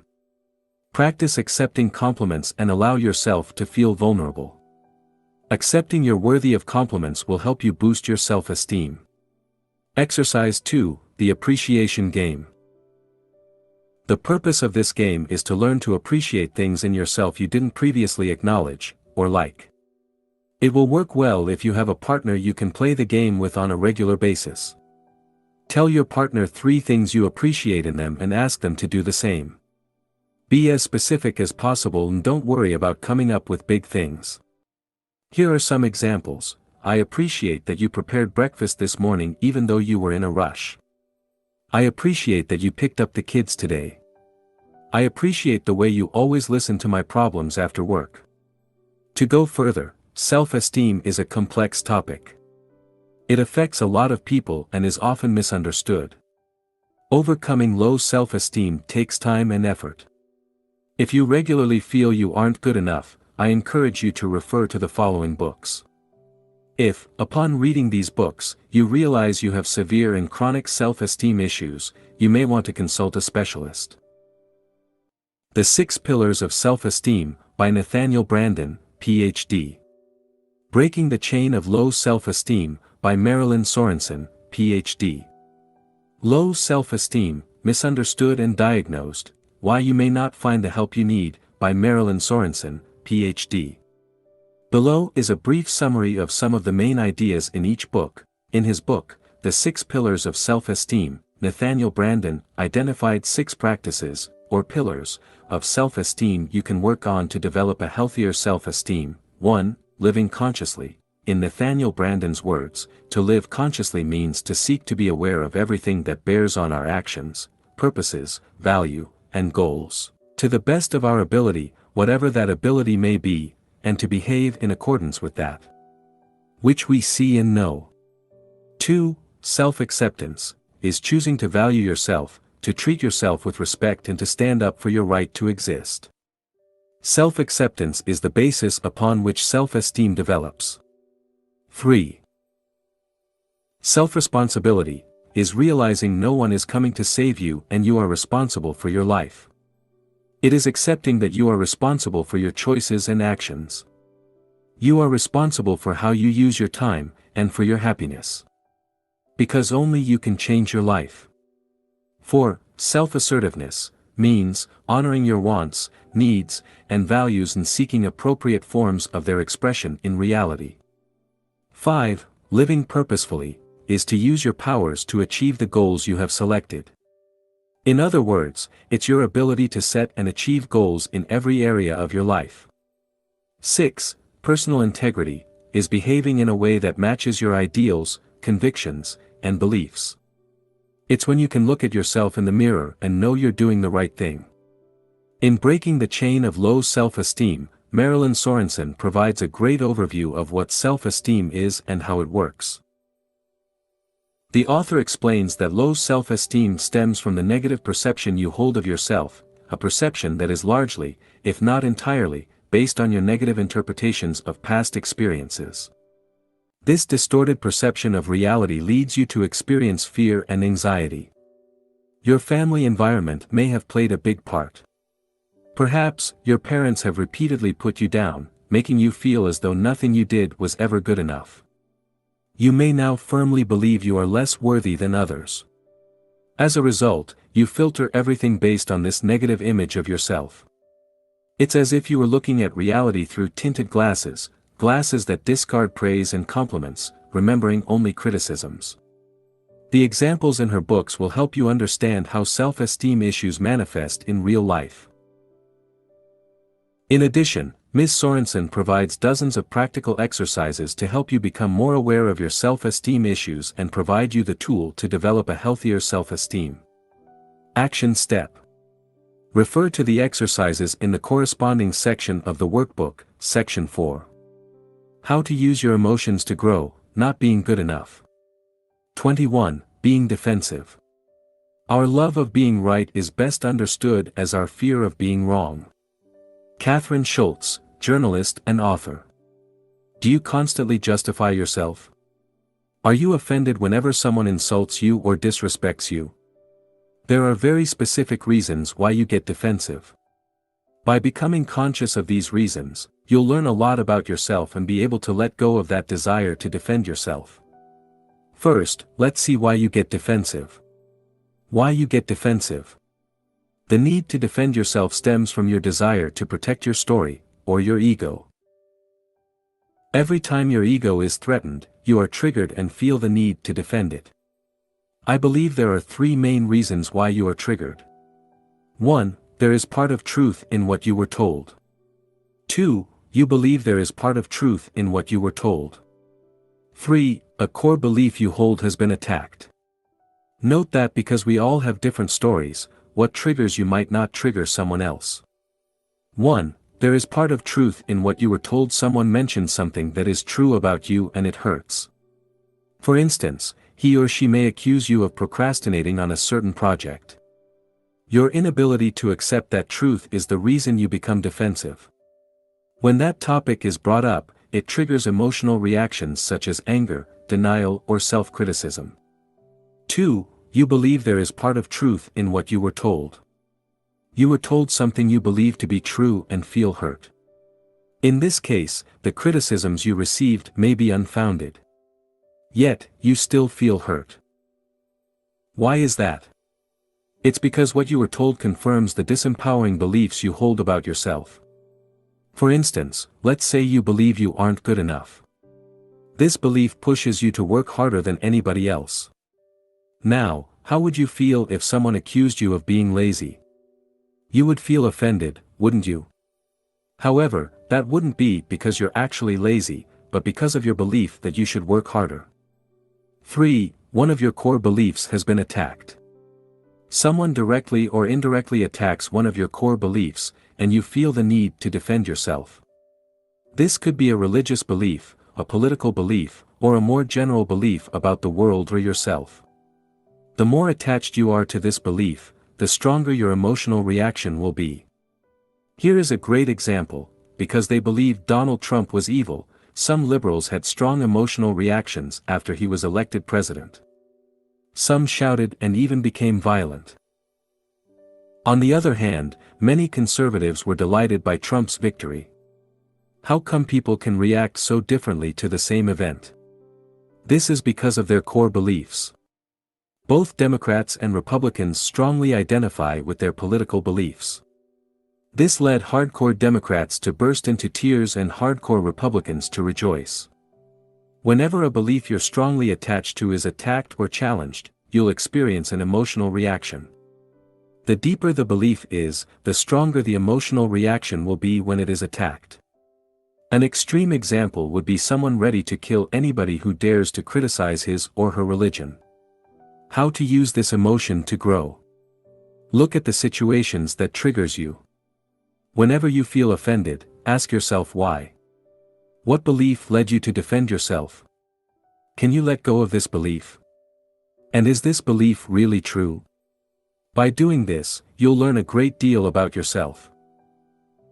You'll be able to let go of beliefs that aren't serving you well, and you'll realize that, in most cases, you don't even need to defend yourself. Action step. Refer to the exercises in the corresponding section of the workbook, Section 4. How to use your emotions to grow, getting defensive. Whenever you become defensive, remember to ask yourself the following questions. What am I trying to protect here? Can I let go of that belief? What would I be without that belief? 22. Stress and worry. Within every worry is an opportunity for positive action. In every lie, there is a kernel of truth. Behind every neurotic symptom is the misdirected desire to live fully and well. David K. Reynolds, Constructive Living. Have you ever wondered what stress is and why you experience it? Most people believe a situation can be stressful. The truth is, stress doesn't exist outside of yourself and, therefore, no situation can be said to be stressful in itself. Yet, my guess is you experience stress on a regular basis. And probably more often than you would like to. Stress alone is responsible for tens of thousands of deaths every year. Stress does more harm than many diseases and leaves countless families grieving the loss of a loved one. This is why it is essential you take active steps towards reducing your stress levels. Taking responsibility for your stress. Stress is something you have some control over and, therefore, must take responsibility for. The more you take responsibility for it, the better you'll be able to reduce it. Stress happens for various reasons and manifests in numerous situations. The traffic jam on your way to work, a business presentation, tensions with your boss, or frequent disputes with your spouse, all constitute potential sources of stress. There are two ways you can reduce stress: by avoiding situations you perceive as stressful, and by becoming better at dealing with stressful situations. We'll see how you can use these methods to reduce your stress levels. How you can use stress to grow. Exercise. Make a list of your major sources of stress. Let's look at specific situations that are sources of stress for you. Using the workbook, write down what causes the most stress in your typical week. Come up with at least 10 things. Reframing stress. Emotions arise as a result of your interpretation of events. The mere fact you experience stress, or any other emotion, means you've added your own interpretation to what is happening.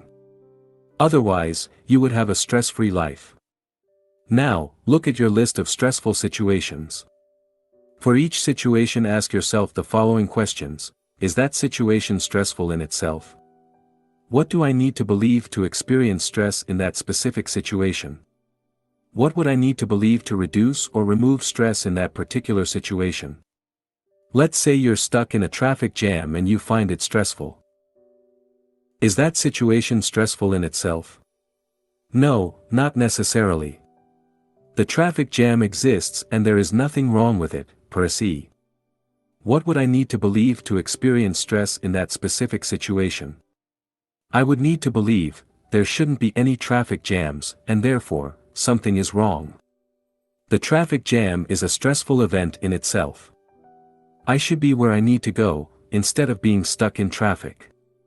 I can do something about it. What would I need to believe to reduce/remove stress in that particular situation? I would need to believe that a traffic jam is a normal event like anything else.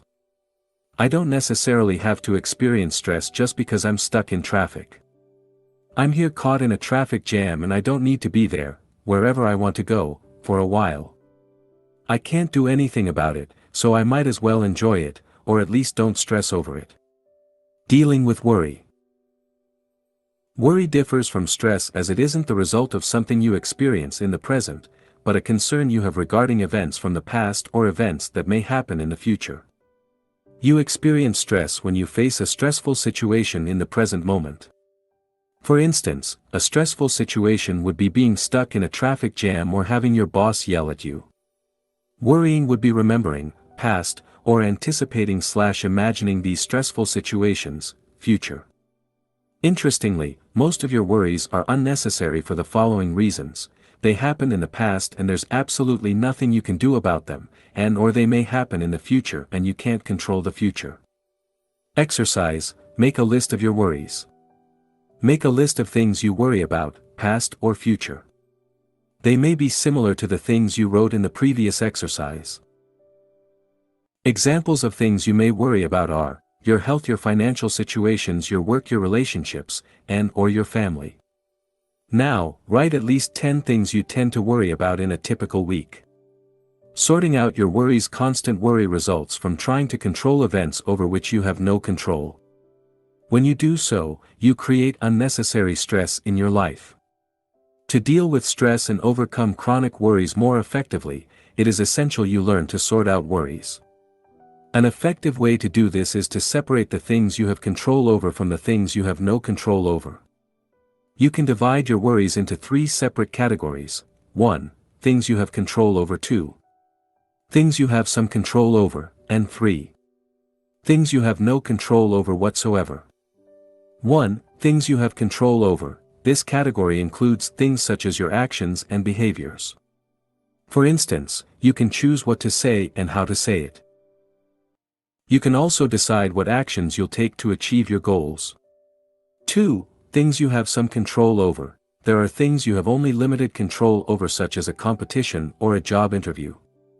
You can't be absolutely certain you'll win a tennis match, but you do have some control over its outcome. For instance, you can choose to train harder or hire a great coach. Similarly, you can prepare for a job interview by conducting extensive research about the company you apply to, or by doing a mock interview. You don't, however, have absolute control over the outcome of the interview. 3. Things you have no control over. Unfortunately, there are also many things you have no control over. These are things such as the weather, the economy, or traffic jams. Exercise. Sort out your worries. Look at your list of stressful situations. Next to each item, put C, control, SC, some control, or NC, no control. This simple act of sorting out your worries already helps reduce them. As you identify things you have no control over, you can let go of your urge to worry. Now, for things you have some control over, write down what you could do about it. What concrete actions could you take to alleviate them? For things you have no control over, can you let go of your need to control them and, instead, accept them? Taking 100% responsibility for your stress and worries. What if you had more control over your worries than you believe? Look at the situations you have no control over and ask yourself, if I had control over them, what would I do? What would it look like? And how could I prevent them from happening? Often, you'll realize you have some control over these situations. This can be by changing, reframing, or eliminating them from your life. Let's say you identified traffic jams as something you have no control over. This sounds reasonable. Once you're caught in the traffic jam, you can't do much about it. But, could you do things differently? For instance, could you leave home earlier or take a different route? What about reframing the situation? Instead of escaping the situation mentally, you could choose to be fully present by making traffic jams a productive part of your day.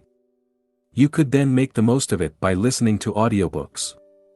Imagine how much you could learn if you listened to audiobooks every working day for an entire year. Go over your list and look for things you have no control over. Write down what you could do to change, reframe, or eliminate these events. Action step. Refer to the exercises in the corresponding section of the workbook, Section 4. How to use your emotions to grow, stress/worry. 23. Caring what people think of you. How on earth can another's thought about you harm you? It is your thought about his thought that harms. Change your thought. Vernon Howard, The Power of Your Supermind. Are you overly self-conscious? In this section, I'll explain why you care so much what people think of you and what you can do to alleviate the situation. You are the most important person in the world. First, realize you are the most important person in the world. If you don't believe me, remember the last time you felt intense pain. Perhaps it was toothache or surgery, or maybe, you broke your leg in an accident.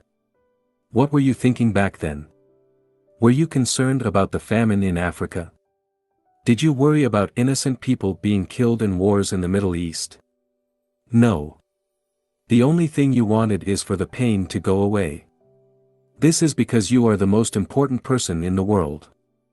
Since you must live with yourself 24/7, it is normal to be concerned about your own mental and physical well-being.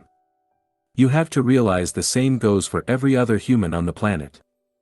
For me, you're not the most important person in the world, I am. And, from their perspective, so are your close friends, family members, and colleagues. Because you live with yourself 24/7, you incorrectly assume, often unconsciously, people think about you significantly more often than they actually do. In fact, for the most part, people do not care about you. While it may sound depressing, it's actually liberating. It means you don't have to worry so much what people think of you. As the famous saying goes, when you're 20, you care what everyone thinks, when you're 40, you stop caring what everyone thinks, and when you're 60, you realize no one was ever thinking about you in the first place. While you keep track of all your mistakes and awkward moments, nobody else does. People are simply too busy worrying about themselves. In short, people don't keep track of your past failures, read everything you post on social media, remember your awkward moments, think of you very often, or care about you as much as you care about yourself. Not everybody will love you. You care what other people think of you because you want them to approve of you. You assume the best way to do that is to avoid making waves. As a result, you may spend your whole life trying to be the perfect person, hoping to be loved. However, it usually doesn't work. No matter how great you are, some people won't like you. You may try to fix the image people have of you, but that won't work either. People will still see you the way they want to, because of their own values and beliefs. Thus, if you base your self-worth on what people think of you, you'll always be at the mercy of the approval of others. What will happen if they suddenly disapprove of you? Unfortunately, no amount of external approval will compensate for a lack of self-approval. By trying so hard to be loved by everybody, you risk living a dull life in which you're unable to express your personality. You'll end up mimicking your friends, pleasing everybody around you, but forgetting to please the most important person in the world, you. What people think of you is none of your business. You're not responsible for people's thoughts. In fact, what people think of you is none of your business. Your job is to express your personality the best way you can while having the purest intent possible. In short, your responsibility is to do your best to be your true self. Then, people may or may not like you, and either way is fine. Remember, the most influential people such as presidents and statesmen and women are often hated by millions. Therefore, don't make it your personal mission to change people's image of you. People are entitled to their beliefs and values, and they have the right to dislike you. They are free to interpret your actions and behaviors through their own filter. Part of your personal growth is to accept you don't have to be liked by everybody, and finally, you can be yourself. How to use this emotion to grow? Being overly self-conscious means, 1. You have a distorted view of the way people perceive you, and 2. You are attached to a self-image you want to protect. To stop being so self-conscious, you must address these 2 points. 1. Change your interpretation of the way people perceive you to care less about what people think of you. It is essential for you to redefine your relationships with other people. This entails realizing that, in general, people don't care about you, and you don't care about people. Exercise 1. Realizing people don't care. This exercise will help you understand at a deep level, most people are not really concerned about you. Choose one person you know. It might be a friend, an acquaintance, or a colleague. Ask yourself how often you think about that person in your daily life. Now, put yourself in the shoes of that person. How much do you imagine he or she thinks about you during an average day? How much does he or she keep track of what you do or say? What do you think he or she is worrying about right now? Repeat this process with at least 2 more people.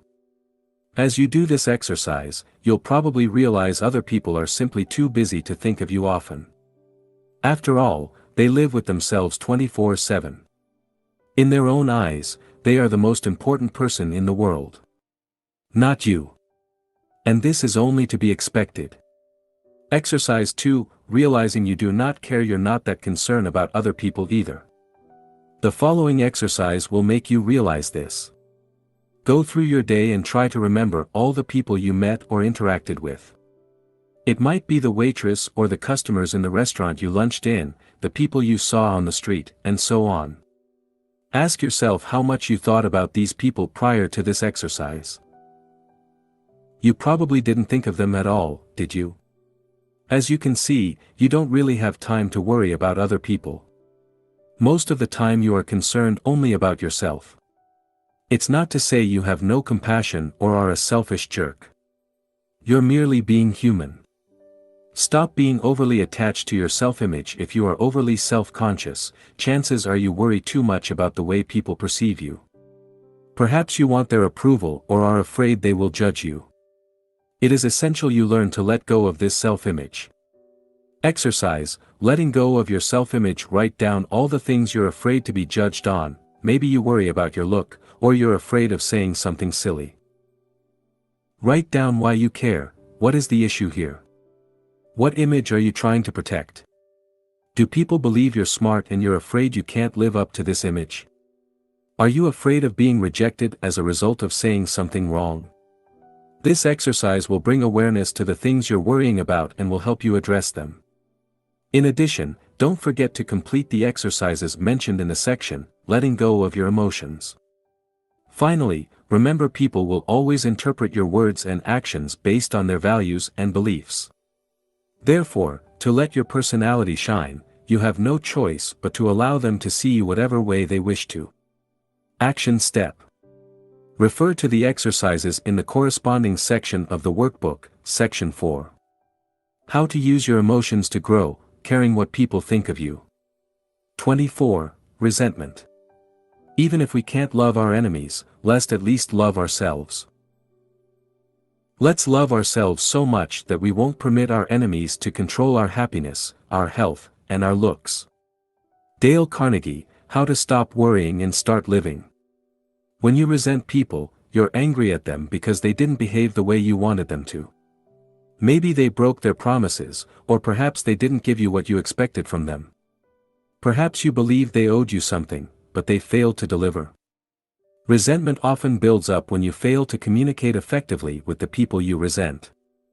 That is, when you didn't tell them you felt hurt, or didn't communicate your needs and wants, assuming they would naturally cater to them. It can also grow when you did express your feelings but can't let go of them and forgive. As Nelson Mandela once said, resentment is like drinking poison and then hoping it will kill your enemies. It just doesn't work. Resenting people. As with any other emotion, resentment will grow in intensity following the formula, interpretation plus identification plus repetition equals strong emotions. You can resent someone for years for a rather insignificant event based on your interpretation of the event, your identification with the story you're telling yourself about it, and/or the number of times you replay the event in your mind. Let's say one of your friends betrayed you by not inviting you to a party. In your mind, your friend truly betrayed you and you deeply resent him for it. You can't stop thinking, how could he do that to me? The thought consumes you for weeks and you decide to cut ties with him. Months later you're still resenting him. Notice that the event in itself isn't upsetting. What creates resentment is your interpretation of the event. Now, is it possible that your interpretation was wrong? What if your friend assumed you wouldn't like the party? What if he thought you were too busy? Sure, he should have at least invited you, but nobody is perfect. If you'd put aside your interpretation and confronted him at the time, maybe things would have turned out differently. The danger of letting resentment build up. Often, what adds fuel to the fire is your inability or unwillingness to confront the people you resent. Instead of this, you keep revisiting in your mind what you think happened. As a result, your resentment grows stronger as time passes. This is especially true if you regularly interact with people you resent. How to use resentment to grow. Resentment occurs when you are unable to forgive and move on with your life. It is the result of being attached to what was in the past instead of focusing on what could be in the future. When you experience resentment, you are provided with an opportunity to learn how to forgive and let go and, more importantly, how to love yourself. Resentment is here to tell you that you must love yourself and value your peace of mind more than anything else. Your peace of mind must become more important than being right, taking revenge, or hating someone else. In short, moving beyond resentment is making a declaration of love to yourself so you can move on, while, at the same time, showing compassion to others. Loving yourself. Paraphrasing Nelson Mandela's words, resentment is a poison you consented to drink. Resentment are the weeds you allow to grow in your garden. When you experience resentment, you believe that something you were legitimately entitled to was unjustly taken from you. For instance, it could be someone else's trust, respect, or love. As a result, you feel as though you've been attacked personally. Resentment will subsist as long as your need for being right and getting even is more important than your peace of mind. It will keep growing as long as you keep feeding the emotion with thoughts of resentment. And it will remain as long as you repress it.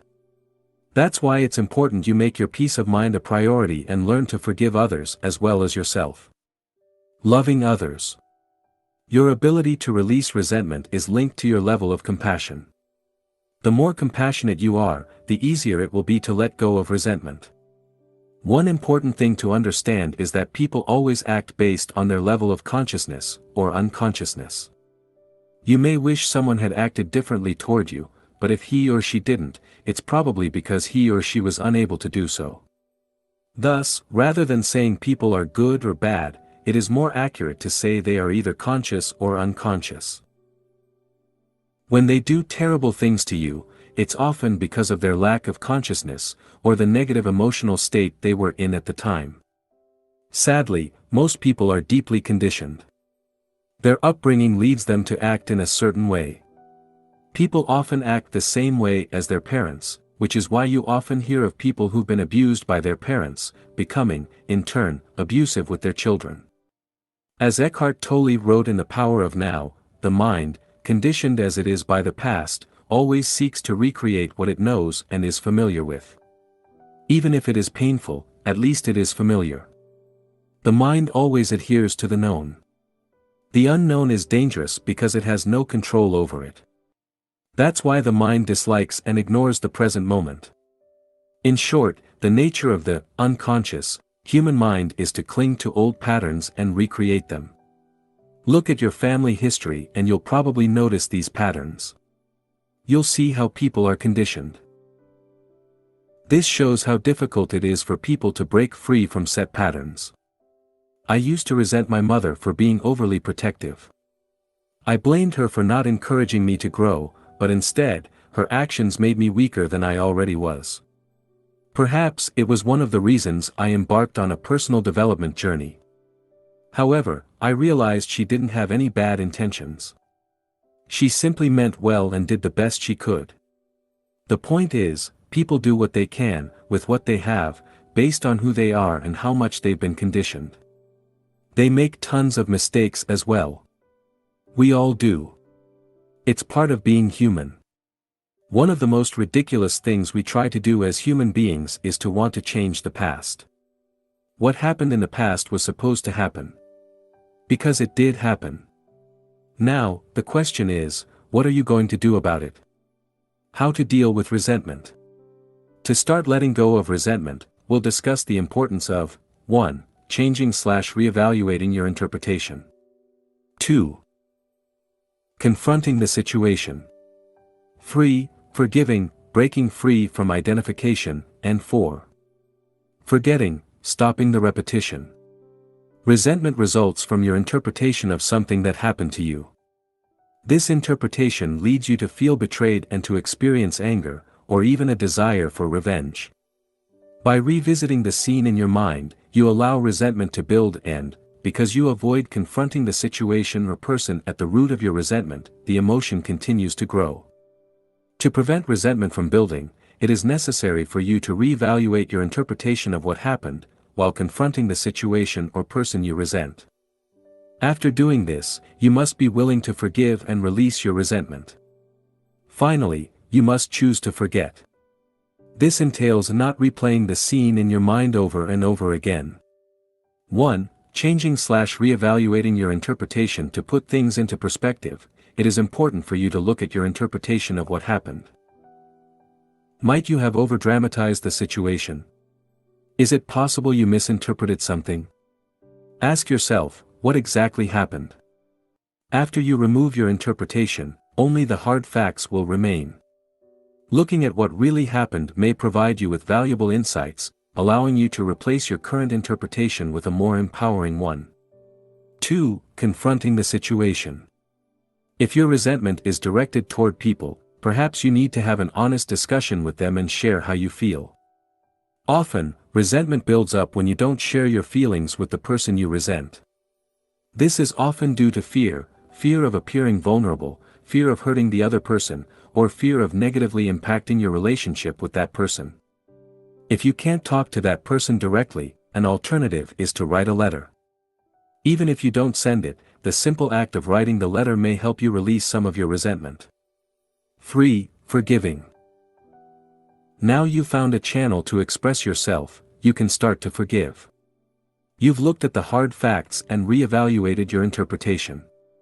If needed, you had an honest discussion with the person you resent. You did what you had to do, and can now let go. Think of the negative consequences created by resentment. Write down how it affects your happiness and peace of mind. Remember, resentment is the result of your attachment to the past. Forgiveness is simply reconnecting with the only thing that is real, the present, while forgetting about what isn't real, the past. Then, release it. Imagine how your life would be and how you would feel once you've let go of the resentment. Do it right now. Then, let go. Forgive. Remember, forgiving is an act of self-love. You forgive not just because you have compassion, but because you value your happiness more than anything else. As you forgive, you let go of the attachment to your story, and you distance yourself from the thoughts related to it. To let go of resentment, you can use the 5-step process introduced in the section, Letting Go of Your Emotions. 4. Forgetting. Finally, forget. Forgetting is when you stop entertaining thoughts of resentment and simply move on. When such thoughts arise, let them go. Over time they will lose their power. Action step. Complete the exercise in the corresponding section of the workbook, Section 4. How to use your emotions to grow, resentment.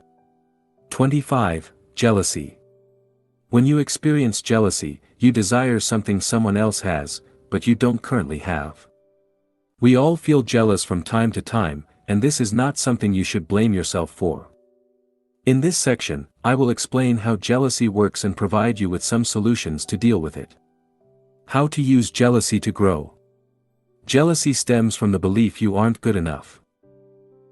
It comes from a place of lack and scarcity. You want something someone else has, believing that it would fulfill you. Alternatively, you're afraid of losing something or someone you believe is yours. Jealousy can help you find what you really want. Jealousy can let you know you're on the wrong path and can help you find out what you really want. For instance, in her book Quiet, Susan Cain explained she would often feel jealous of her friends who were writers or psychologists. Interestingly, even though she was a lawyer at the time, she didn't feel jealous of successful lawyers, as her lawyer friends often did. This led her to realize she wasn't made to be a lawyer. As a result, she changed her career and became a writer. I had a similar experience. While I was a consultant, I didn't envy or look up to successful people in my company. On the other hand, on my personal development journey, I became envious of successful personal development bloggers and YouTubers. I felt particularly jealous of 2 such people when I realized they were doing exactly what I wanted to do. I imagined how amazing it would be to help other people and make a contribution to society while studying and growing along the way. This is why I created a blog and started writing books. As you can see, jealousy, when properly used, can be beneficial. Exercise, identify who you are jealous of. Write down who you are jealous of. Now, what does it say about you and what you want from life? Jealousy can signal a scarcity mindset. In other situations, jealousy may indicate you're operating under a scarcity mindset. Let me give you another example from my personal life. When I see best-selling writers, I sometimes become jealous. I feel as though they are stealing my piece of the pie, and I deserve success as much as they do. I'm not proud of this feeling, but I don't blame myself for having it either. This feeling of jealousy stems from the belief there is only a certain amount of success available out there. Thus, every time someone has a little success, they are stealing your piece of the action. Interestingly, this is often not the case. If anything, for writers the opposite is true. The more a writer can cooperate with other writers, the better chances he or she has to succeed. A writer who tries to do everything on his or her own is likely to fail. This is not limited to writers, of course. Shifting your mindset from one of competition to one of cooperation can help you move from a feeling of scarcity to a feeling of abundance. Nowadays, when I see other writers having success, I remind myself what great news it is.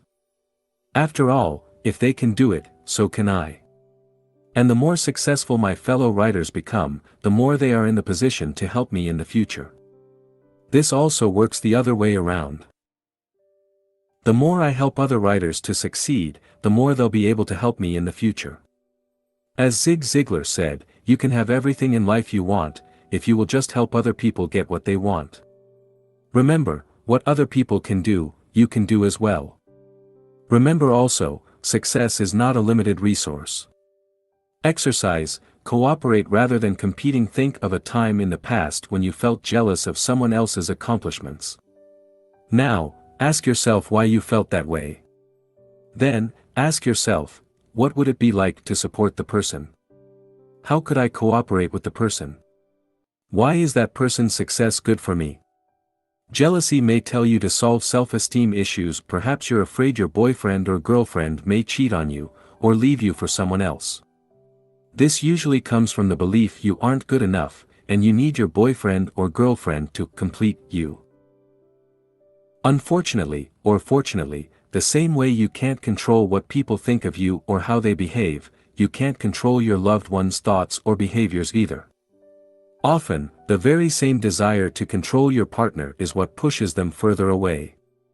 While feeling jealous from time to time is normal, if you're excessively jealous, it is essential you look within you. Your insecurities and fears usually come from a lack of self-esteem and from the fear that you can't or won't be loved. Jealousy may lead to some of the following behaviors: trying to control your partner. You may check your partner's phone or emails or prevent them from going out to see their friends.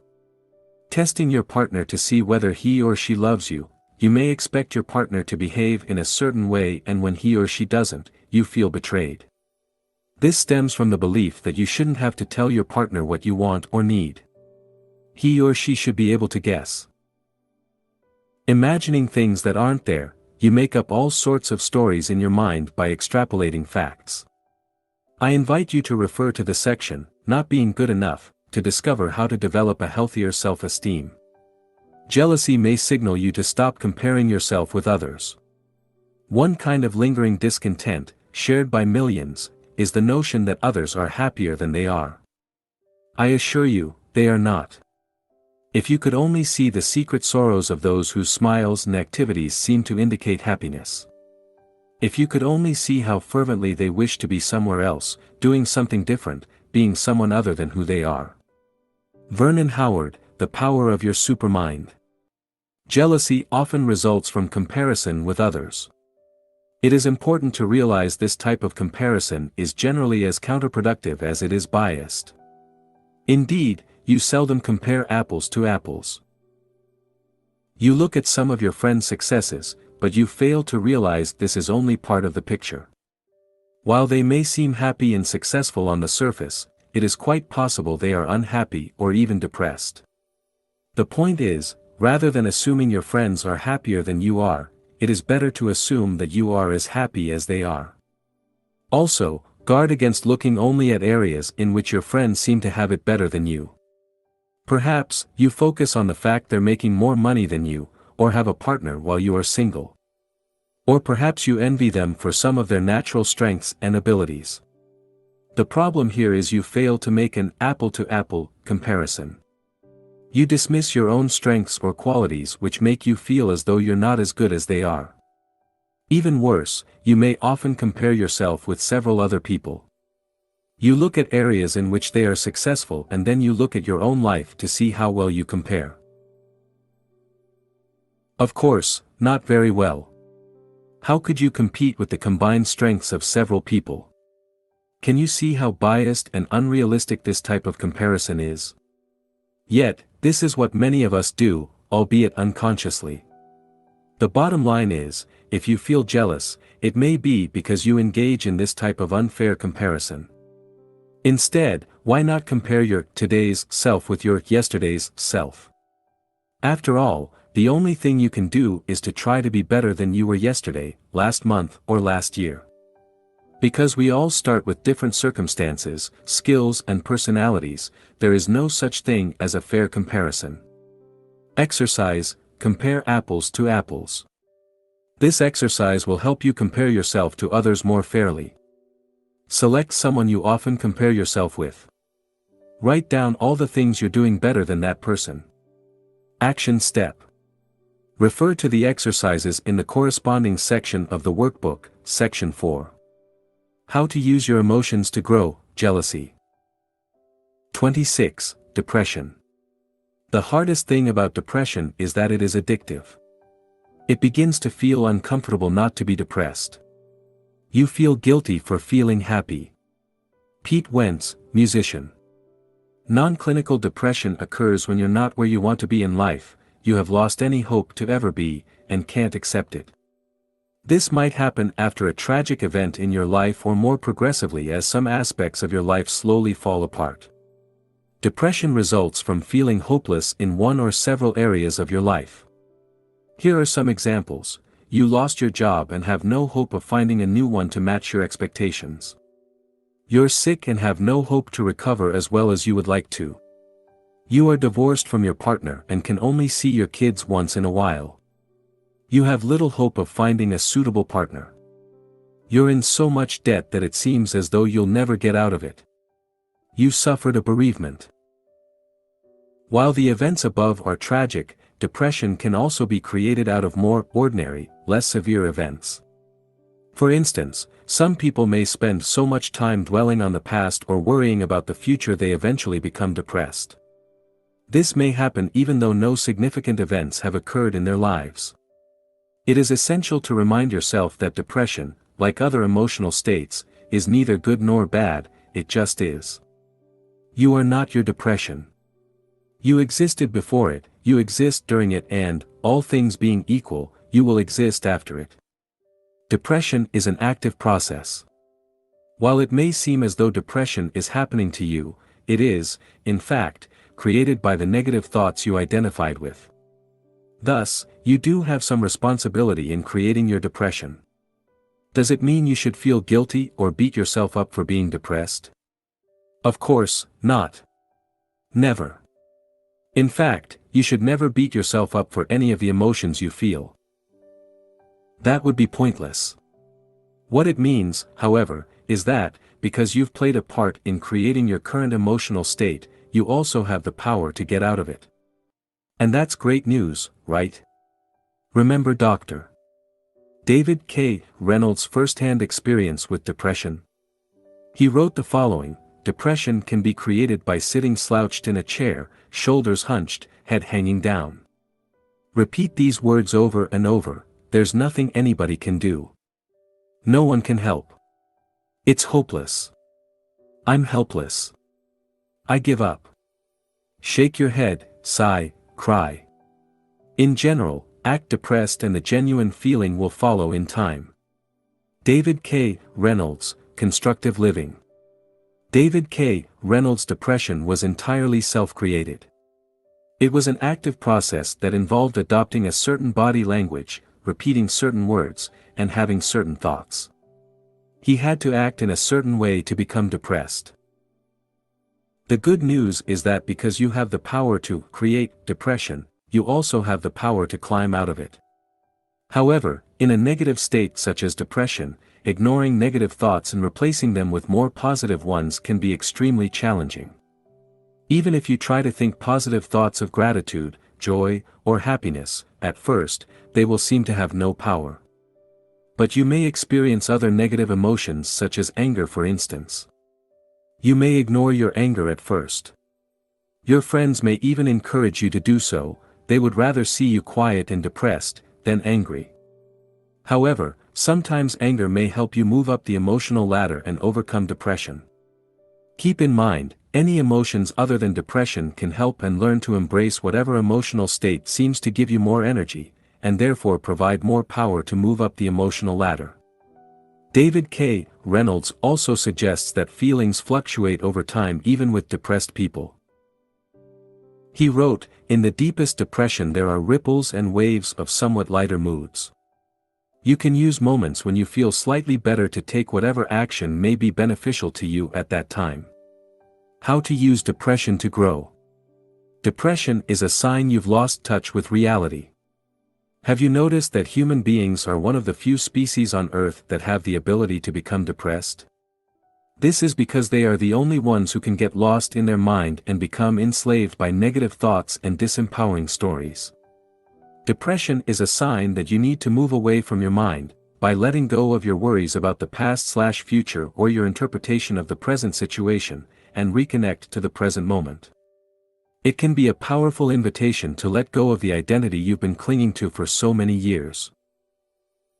This identity is what led you to believe you should be doing certain things, making a certain amount of money, adopting a certain lifestyle, or developing a certain social status. Depression invites you to reconnect with your body and emotions while getting out of your head. After all, didn't your mind create the depression in the first place? Some people who experience severe grief, sadness, or depression like to keep themselves busy to avoid thinking. When depressed, more thinking is seldom the solution. You rarely see people getting out of depression by using their mind. Therefore, instead of thinking, you want to reconnect with your body. Exercising is a great way to do this and has been shown to be effective in improving your mood. For additional information, refer to the section, The Benefits of Exercising. In some rare cases, severe depression can lead people to separate from their mind. When this happens, their story suddenly drops. Apparently, this is what happened to Eckhart Tolle, as he recalls in his book, The Power of Now. He had a sudden awakening and his mind stopped. Here is what he wrote about his experience. This withdrawal must have been so complete that this false, suffering self immediately collapsed, just as if a plug had been pulled out of an inflatable toy. Eckhart Tolle. In summary, depression tells you to let go of your ego and reconnect with reality. It invites you to get out of your mind, which can only recall the past or anticipate the future, and live more in the present. Severe depression may require the help of a professional, but for milder depression here are some mediating strategies. Exercise, reconnect with your body and your emotions to overcome depression. It is essential for you to escape your mind. It's easier to feel your way out of depression than to think your way out of it. I would venture to say that most people spend over 90% of their lives in their mind. They have only rare moments of lucidity when they are fully aware and present. For instance, they don't listen to people, but they judge and interpret what they say. Anticipate what they'll say next, and/or get lost in their thoughts. All these things happen at the mind level and show how people are not fully present. Because they either live in the past or in the future, i.e. in their mind, they experience a number of negative emotions. Below are some of the things you can do to reconnect with your body and your emotions. Exercise. As previously discussed, exercising is a great way to calm your mind and connect with your body, and it has a positive effect on your mood. Meditate. Meditation is an effective way to observe your mind and stop identifying with your thoughts so heavily. Meditation is simply a tool to help you reconnect with reality by observing thoughts, emotions, and sensations instead of getting lost in your mind. Activity. Getting busy allows you to avoid excessive thinking. Instead of feeding your depression with constant negative thoughts, concentrate your attention on something else. Focus on others. As mentioned in Dale Carnegie's book, How to Stop Worrying and Start Living, Alfred Adler used to say to his melancholia patients, "You can be cured in 14 days if you follow this prescription. Try to think every day how you can please someone." Whether or not it is accurate, focusing on others can certainly help you forget about your own issues and focus on something more positive. Unfortunately, when you feel depressed you won't want to do any of these things. However, as you start moving and start keeping yourself busy, your situation will gradually improve, and it will become easier and easier. Thus, it is important to take things just one step at a time. Action step. Refer to the exercises in the corresponding section of the workbook, Section 4. How to use your emotions to grow, depression. 27. Fear/discomfort. Life always begins with one step outside of your comfort zone. Shannon L. Alder, inspirational author. Whenever we try something new, we experience anxiety. We are afraid of the unknown. This is why we like to maintain our daily routine and stay within our comfort zones. From our brain's point of view, this makes perfect sense. If our current habits allow us to be safe and avoid any potential threat to our survival, or the survival of our ego, why bother changing them? This explains why we often keep the same routine, or have the same thoughts over and over. It is also why we may experience a lot of internal resistance when trying to change ourselves. Thus, when we try to move beyond our comfort zones, we experience fear and distress. Now, do we want to stay in the same place most of our lives and avoid taking any risks, or do we want to pursue our dreams and see what we are truly capable of becoming? We have to remember, most of our fears are a threat only to our ego, not to our survival. Generally, they aren't physical threats, but imaginary ones. If we play it safe, we risk missing out on life, and we may regret it later. Below are common fears you may experience: fear of rejection, you're afraid of being rejected. This may be physical rejection from a specific group, but it is generally more subtle. For instance, you may be afraid of making a comment people could disapprove of, asking someone out and being turned down, or sharing your work and being criticized for it. Fear of failure, you're afraid of failing. This usually comes from the deepest fear of not being good enough, i.e., you are afraid of being ridiculed and believe that failure will erode your self-esteem. Fear of loss, human beings have an aversion to loss, which is why we are often more motivated to prevent a loss than to secure a gain. Fear of disturbing, you're afraid of disturbing people. Perhaps due to the belief you're not important enough.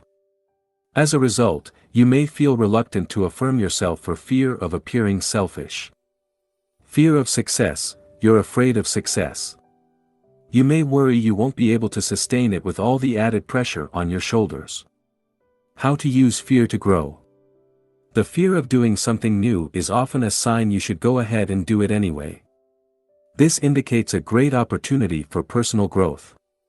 Fear, as with any other emotion, only exists in your mind. This is why we often realize what a fool we've been after we've completed something we were initially wary of starting. People who end up reaching their wildest goals often do so because they are willing to leave their comfort zone. Over time, they learn to be comfortable with the uncomfortable.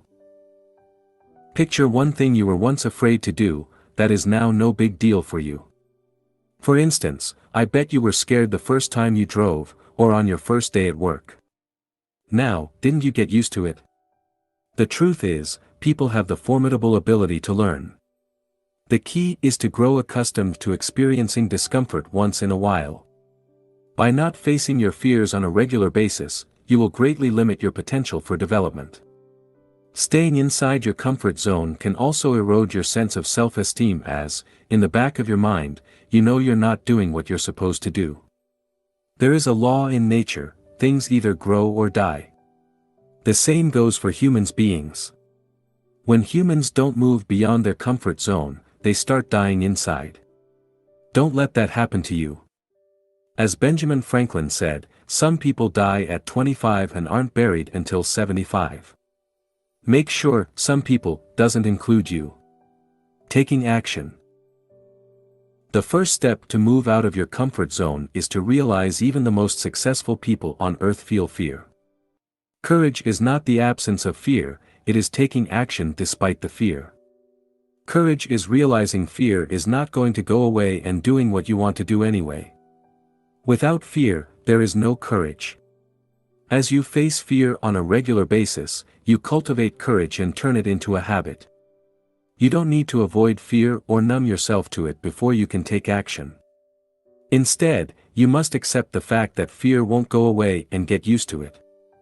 Then, you must decide to take action. Exercise, move out of your comfort zone. To start moving out of your comfort zone, you can ask yourself, what is the one thing I should be doing, but fear has made me procrastinate over? Once you do that one thing, you'll likely experience a sense of pride and of being alive. This is a sign you're on the right track. See it as the reward your brain gives you for moving beyond your comfort zone. Action step. Refer to the exercises in the corresponding section of the workbook, Action 4. How to use your emotions to grow, fear/discomfort. 28. Procrastination. Only put off until tomorrow what you are willing to die having left undone. Pablo Picasso. Procrastination is largely an emotional issue. While there are effective techniques to deal with procrastination, for the most part, learning to manage your emotions properly is the key to overcoming your tendency towards delayed action. Why you procrastinate. There are different reasons why people procrastinate. Below are some of them. The task is boring, the task is seen as unimportant, the task is too challenging, or perceived as such, you're afraid you'll do a poor job, or you are habitually lazy. Imagine if the task was lots of fun, perceived as important, and so easy you couldn't fail, would you procrastinate? I believe fear is the main reason people procrastinate. Afraid they'll do a poor job, people would rather put off a task. While they may convince themselves that the task is not urgent or important, or that they are tired, often, the truth is they are scared. Note that procrastination isn't in itself a sign you are lazy or something is wrong with you. We all procrastinate. However, if you regularly suffer from procrastination, it may indicate you either have self-esteem issues, or you lack self-discipline. How to use procrastination to grow. Procrastination might suggest you believe too much in what your mind is telling you. Instead of being the master of your mind, you've become its slave. This comes at the cost of not living the life you want, not accomplishing your dreams, and experiencing low self-esteem, guilt, and unhappiness. Remember, when your mind tells you, you're tired. Let's rest, or let's do it tomorrow, it's not an order. You don't have to follow it. You aren't your emotions. Neither are you your mind. No matter what thought may cross your mind, you can choose to either accept it, or ignore it. Now I would like to share a 16-step process to overcome procrastination. Don't worry, it's not as complicated as it might first appear. How to crush procrastination in 16 simple steps. 1. Understand what's hidden behind procrastination. The first step is to understand why you procrastinate. As we've discussed previously, there are specific reasons behind procrastination. Usually, it has to do with fear, and the mind tells you the best way to avoid fear is simply to do nothing. In other words, to procrastinate. Another reason you procrastinate is because the task is difficult. You want to avoid pain as much as possible and maximize pleasure. This is how your brain works. You may also procrastinate because you lack motivation. This happens when the task you work on isn't part of a bigger vision that excites you. If you lack motivation, ask yourself why. Then, consider the following solutions: delegate the task, eliminate the task, reframe the way you perceive the task to make it part of a bigger, and more exciting, vision, restructure the task so that it becomes easier, or just get started. See Step 13. Spend time identifying all the reasons behind your procrastination. Be honest with yourself. 2. Remind yourself of the cost of procrastination. Procrastination is not a minor issue and comes with severe consequences. The direct consequence of procrastination is that you'll achieve far less than you could during your time spent on Earth. The indirect consequence of procrastination is that you may feel bad about yourself. You may blame yourself for not doing what you know you should be doing, which erodes your self-esteem and creates unnecessary worries. Exercise, the cost of procrastination. Now, take a sheet of paper and write down what procrastination costs you. How does it affect your peace of mind? Your self-esteem? Your ability to achieve your dreams? The more you're sick and tired of procrastination, the more likely you will be to actually do something about it. 3. Uncover your story. The third step to overcome procrastination is to identify the story behind it. What are you telling yourself when you feel the urge to procrastinate? What thoughts cross your mind? What excuses do you use? Some common excuses are, I'm too tired, I'll do it tomorrow, I'll do a poor job, and or it's not really important. Let's address some of these excuses right away. I'm too tired. While that may be true, you must realize you're not your mind. You don't need to listen to your mind. Navy SEAL, David Goggins, uses the 40% rule. This rule states that, even when you think you can't take it anymore, you're using only 40% of your brain's capacity. The bottom line is you have great reserves of energy you can tap into when you feel tired. Therefore, working 2 hours on your side business after work isn't going to kill you. I'll do a poor job. If you schedule a task for today, it means you believe you can do it. Thus, the fear of doing a poor job isn't the issue here. After all, if you think you'll do a poor job today, what makes you think you'll do a better job tomorrow? You most likely won't.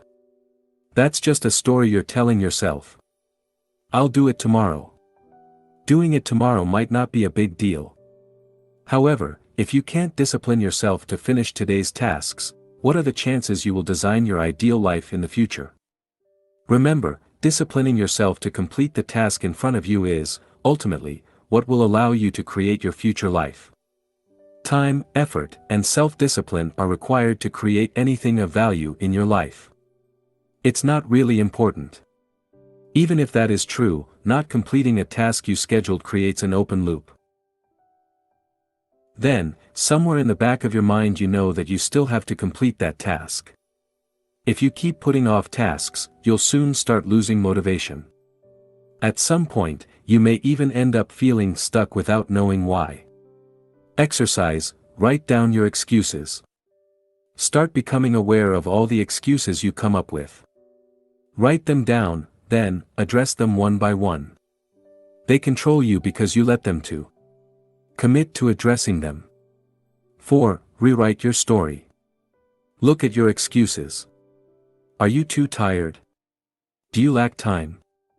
Are you trying to do everything perfectly? Now you've identified your story, create a new, more empowering story to neutralize your old excuses.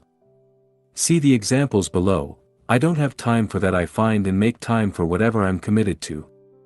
I'm too tired. I have control over my mind and I have more energy than I imagine. When I schedule a task, I complete it.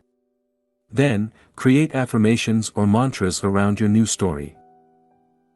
Repeat them to yourself every morning and throughout the day until they become part of your identity. Remember, procrastination is a habit. You want to reprogram your mind and implement a new habit, the habit of working on the tasks you schedule whether you feel like it or not. For more, refer to the section, Conditioning Your Mind.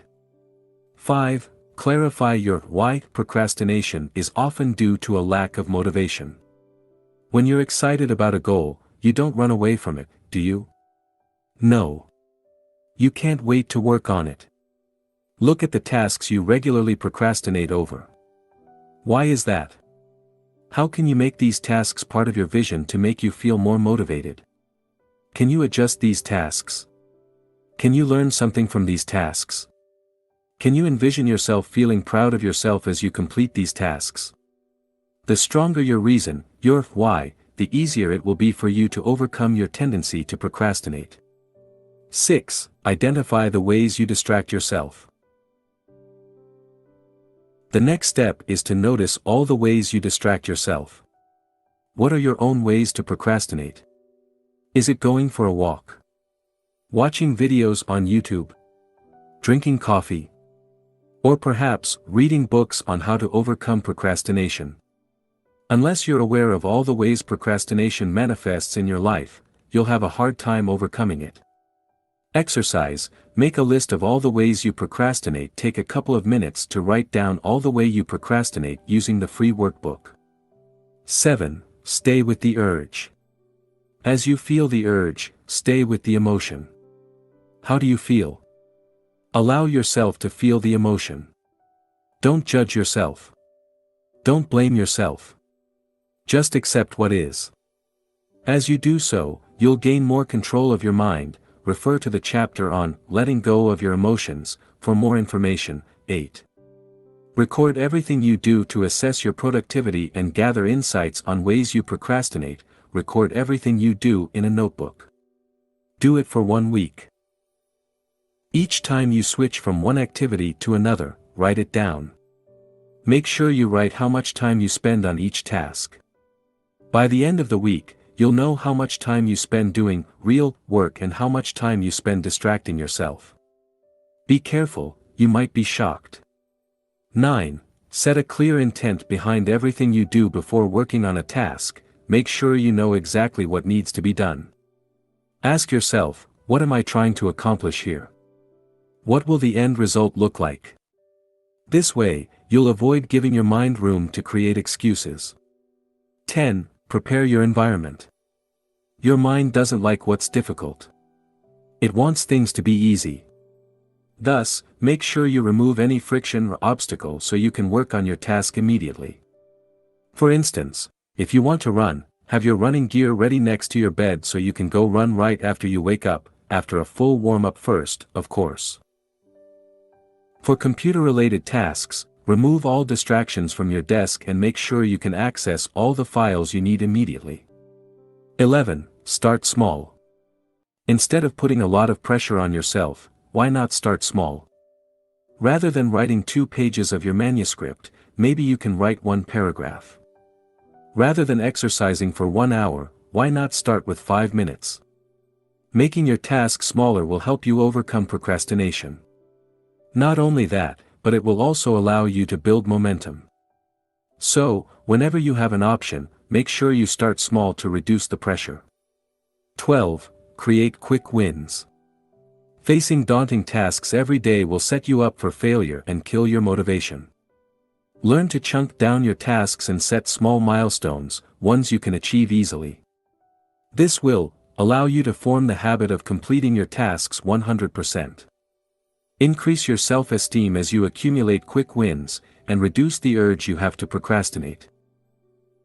Set small goals every day and accomplish them consistently for a few weeks. By doing so, you will increase your self-esteem and be better equipped to complete challenging tasks in the future. Remember, getting things done is a habit, and as with any other habit, it can be practiced and learned. 13. Just get started. Often, when you start working on a task, you'll enter what is called the flow, and things become effortless. In these instances, you become so focused on your task motivation will no longer be an issue. The best way to enter a flow state is by getting started. To make it easier, decide to work on a task for only 5 minutes and see what happens. Remove any pressure or desire to perform well and give yourself permission to do a poor job. You'll often end up working on the task for a lot longer than originally planned. Notice that the more attention your task requires, the more likely you are to enter the flow quickly. In addition, you can use the 5-second rule introduced by Mel Robbins in her book, The 5-Second Rule.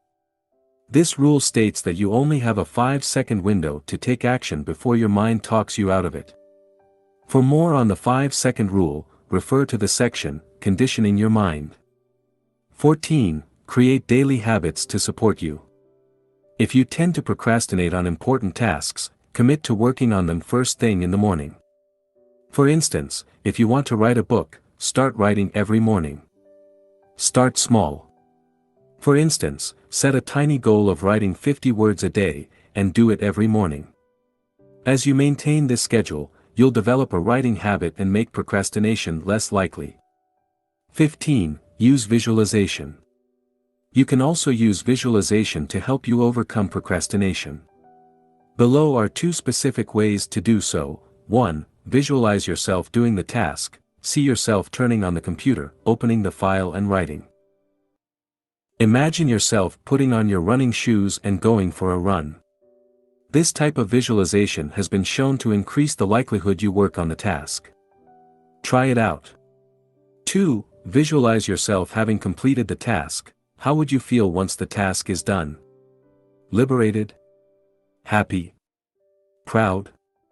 Now, feel as you would feel if you had completed your task. By doing so, you'll experience a boost of motivation that will encourage you to work on your task. 16. Build accountability.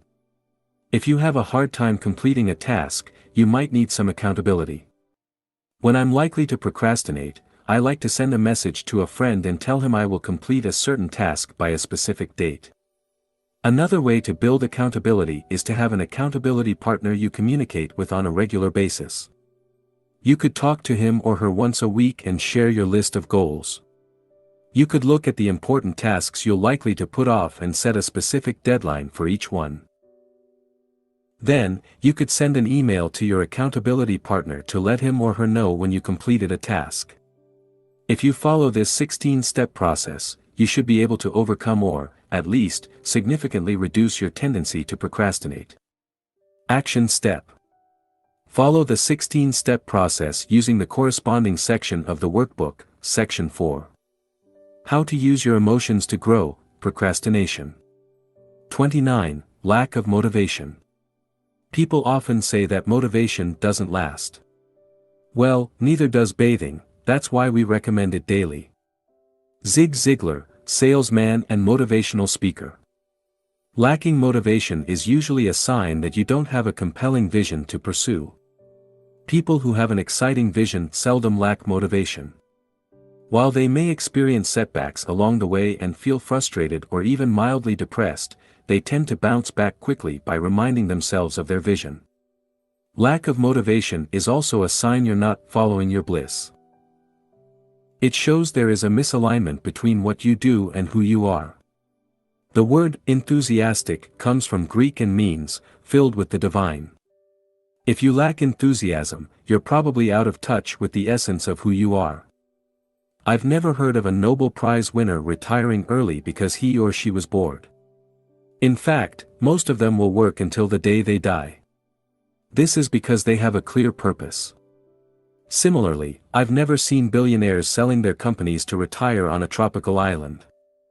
They may have tried but quickly realize how boring their lives have become. The point is, you don't inherently lack motivation, you're just not doing what you're supposed to do. You haven't stretched yourself enough and haven't created a vision that inspires you. Perhaps, you're stuck at the same dead-end job that bores you to tears. Or maybe you're at your current job for the money, or to fulfill your parents' wishes. Then, it's no wonder you lack motivation. Fortunately, you can get your motivation back. How to use motivation, or lack thereof, to grow a lack of motivation says you need to design a life that is more in line with who you are. It entails having a deep knowledge of your strengths, personality, and preferences, while making sure you leverage them on a day-to-day basis. Knowing your strengths. When you spend most of your day doing things you suck at, how do you feel? Probably, not very motivated. Sadly, many people are stuck in jobs that do not allow them to use their strengths. As a result, they keep struggling, and keep wondering if their fate is to suffer the same way for the next 40 years. I've experienced firsthand the difference between working at a job you suck at, and working on something you love and feel good at. I can attest that the level of motivation and energy you have when you do what feels right to you can be extraordinary. Have you noticed you tend to like the things you're good at?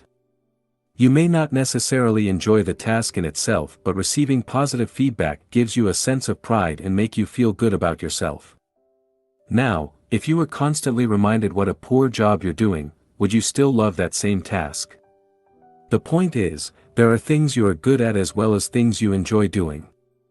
Once you identify the tasks you're good at and spend as much time as you can on them, you'll feel more motivated. You may even find yourself enjoying tasks you would never have imagined simply because you're good at them. To be able to focus on your strengths, you may have to redesign your current job description, change jobs within the same company, or change your career altogether. Remember, if every second of the day is a struggle, you're probably not doing what you're supposed to do. You have strengths and your job is to find them. Knowing your personality. This is somewhat related to the previous point since your personality partially determines what you're good at. For instance, if you're an introvert, you're likely to take different career choices than if you were an extrovert. You may prefer spending most of your time alone or in small groups and may stay away from jobs that require you to interact with clients all day long. You may find yourself performing better in a quiet environment. Your core values will also affect your level of motivation. Perhaps, independence is vital for you. If so, being self-employed might be a better idea than having a 9-to-5 job. Or maybe you like novelty and want to be learning constantly. If so, doing the same repetitive job might not bring you much satisfaction. Knowing what motivates you. Sometimes you lack motivation because you set a goal in a way that doesn't inspire you. While the goal may be something you genuinely want, the way you frame it, or work on it is just not motivating you. Let's say you want to lose weight. If none of the reasons behind your goal touch you at an emotional level, you won't feel motivated, and will have a hard time achieving your goal. Thus, your job is to find out what losing weight will do for you. Ask yourself why you want to lose weight. Keep asking yourself why until you find something that resonates with you at an emotional level. Remember, you seldom want to lose weight because it's the right thing to do.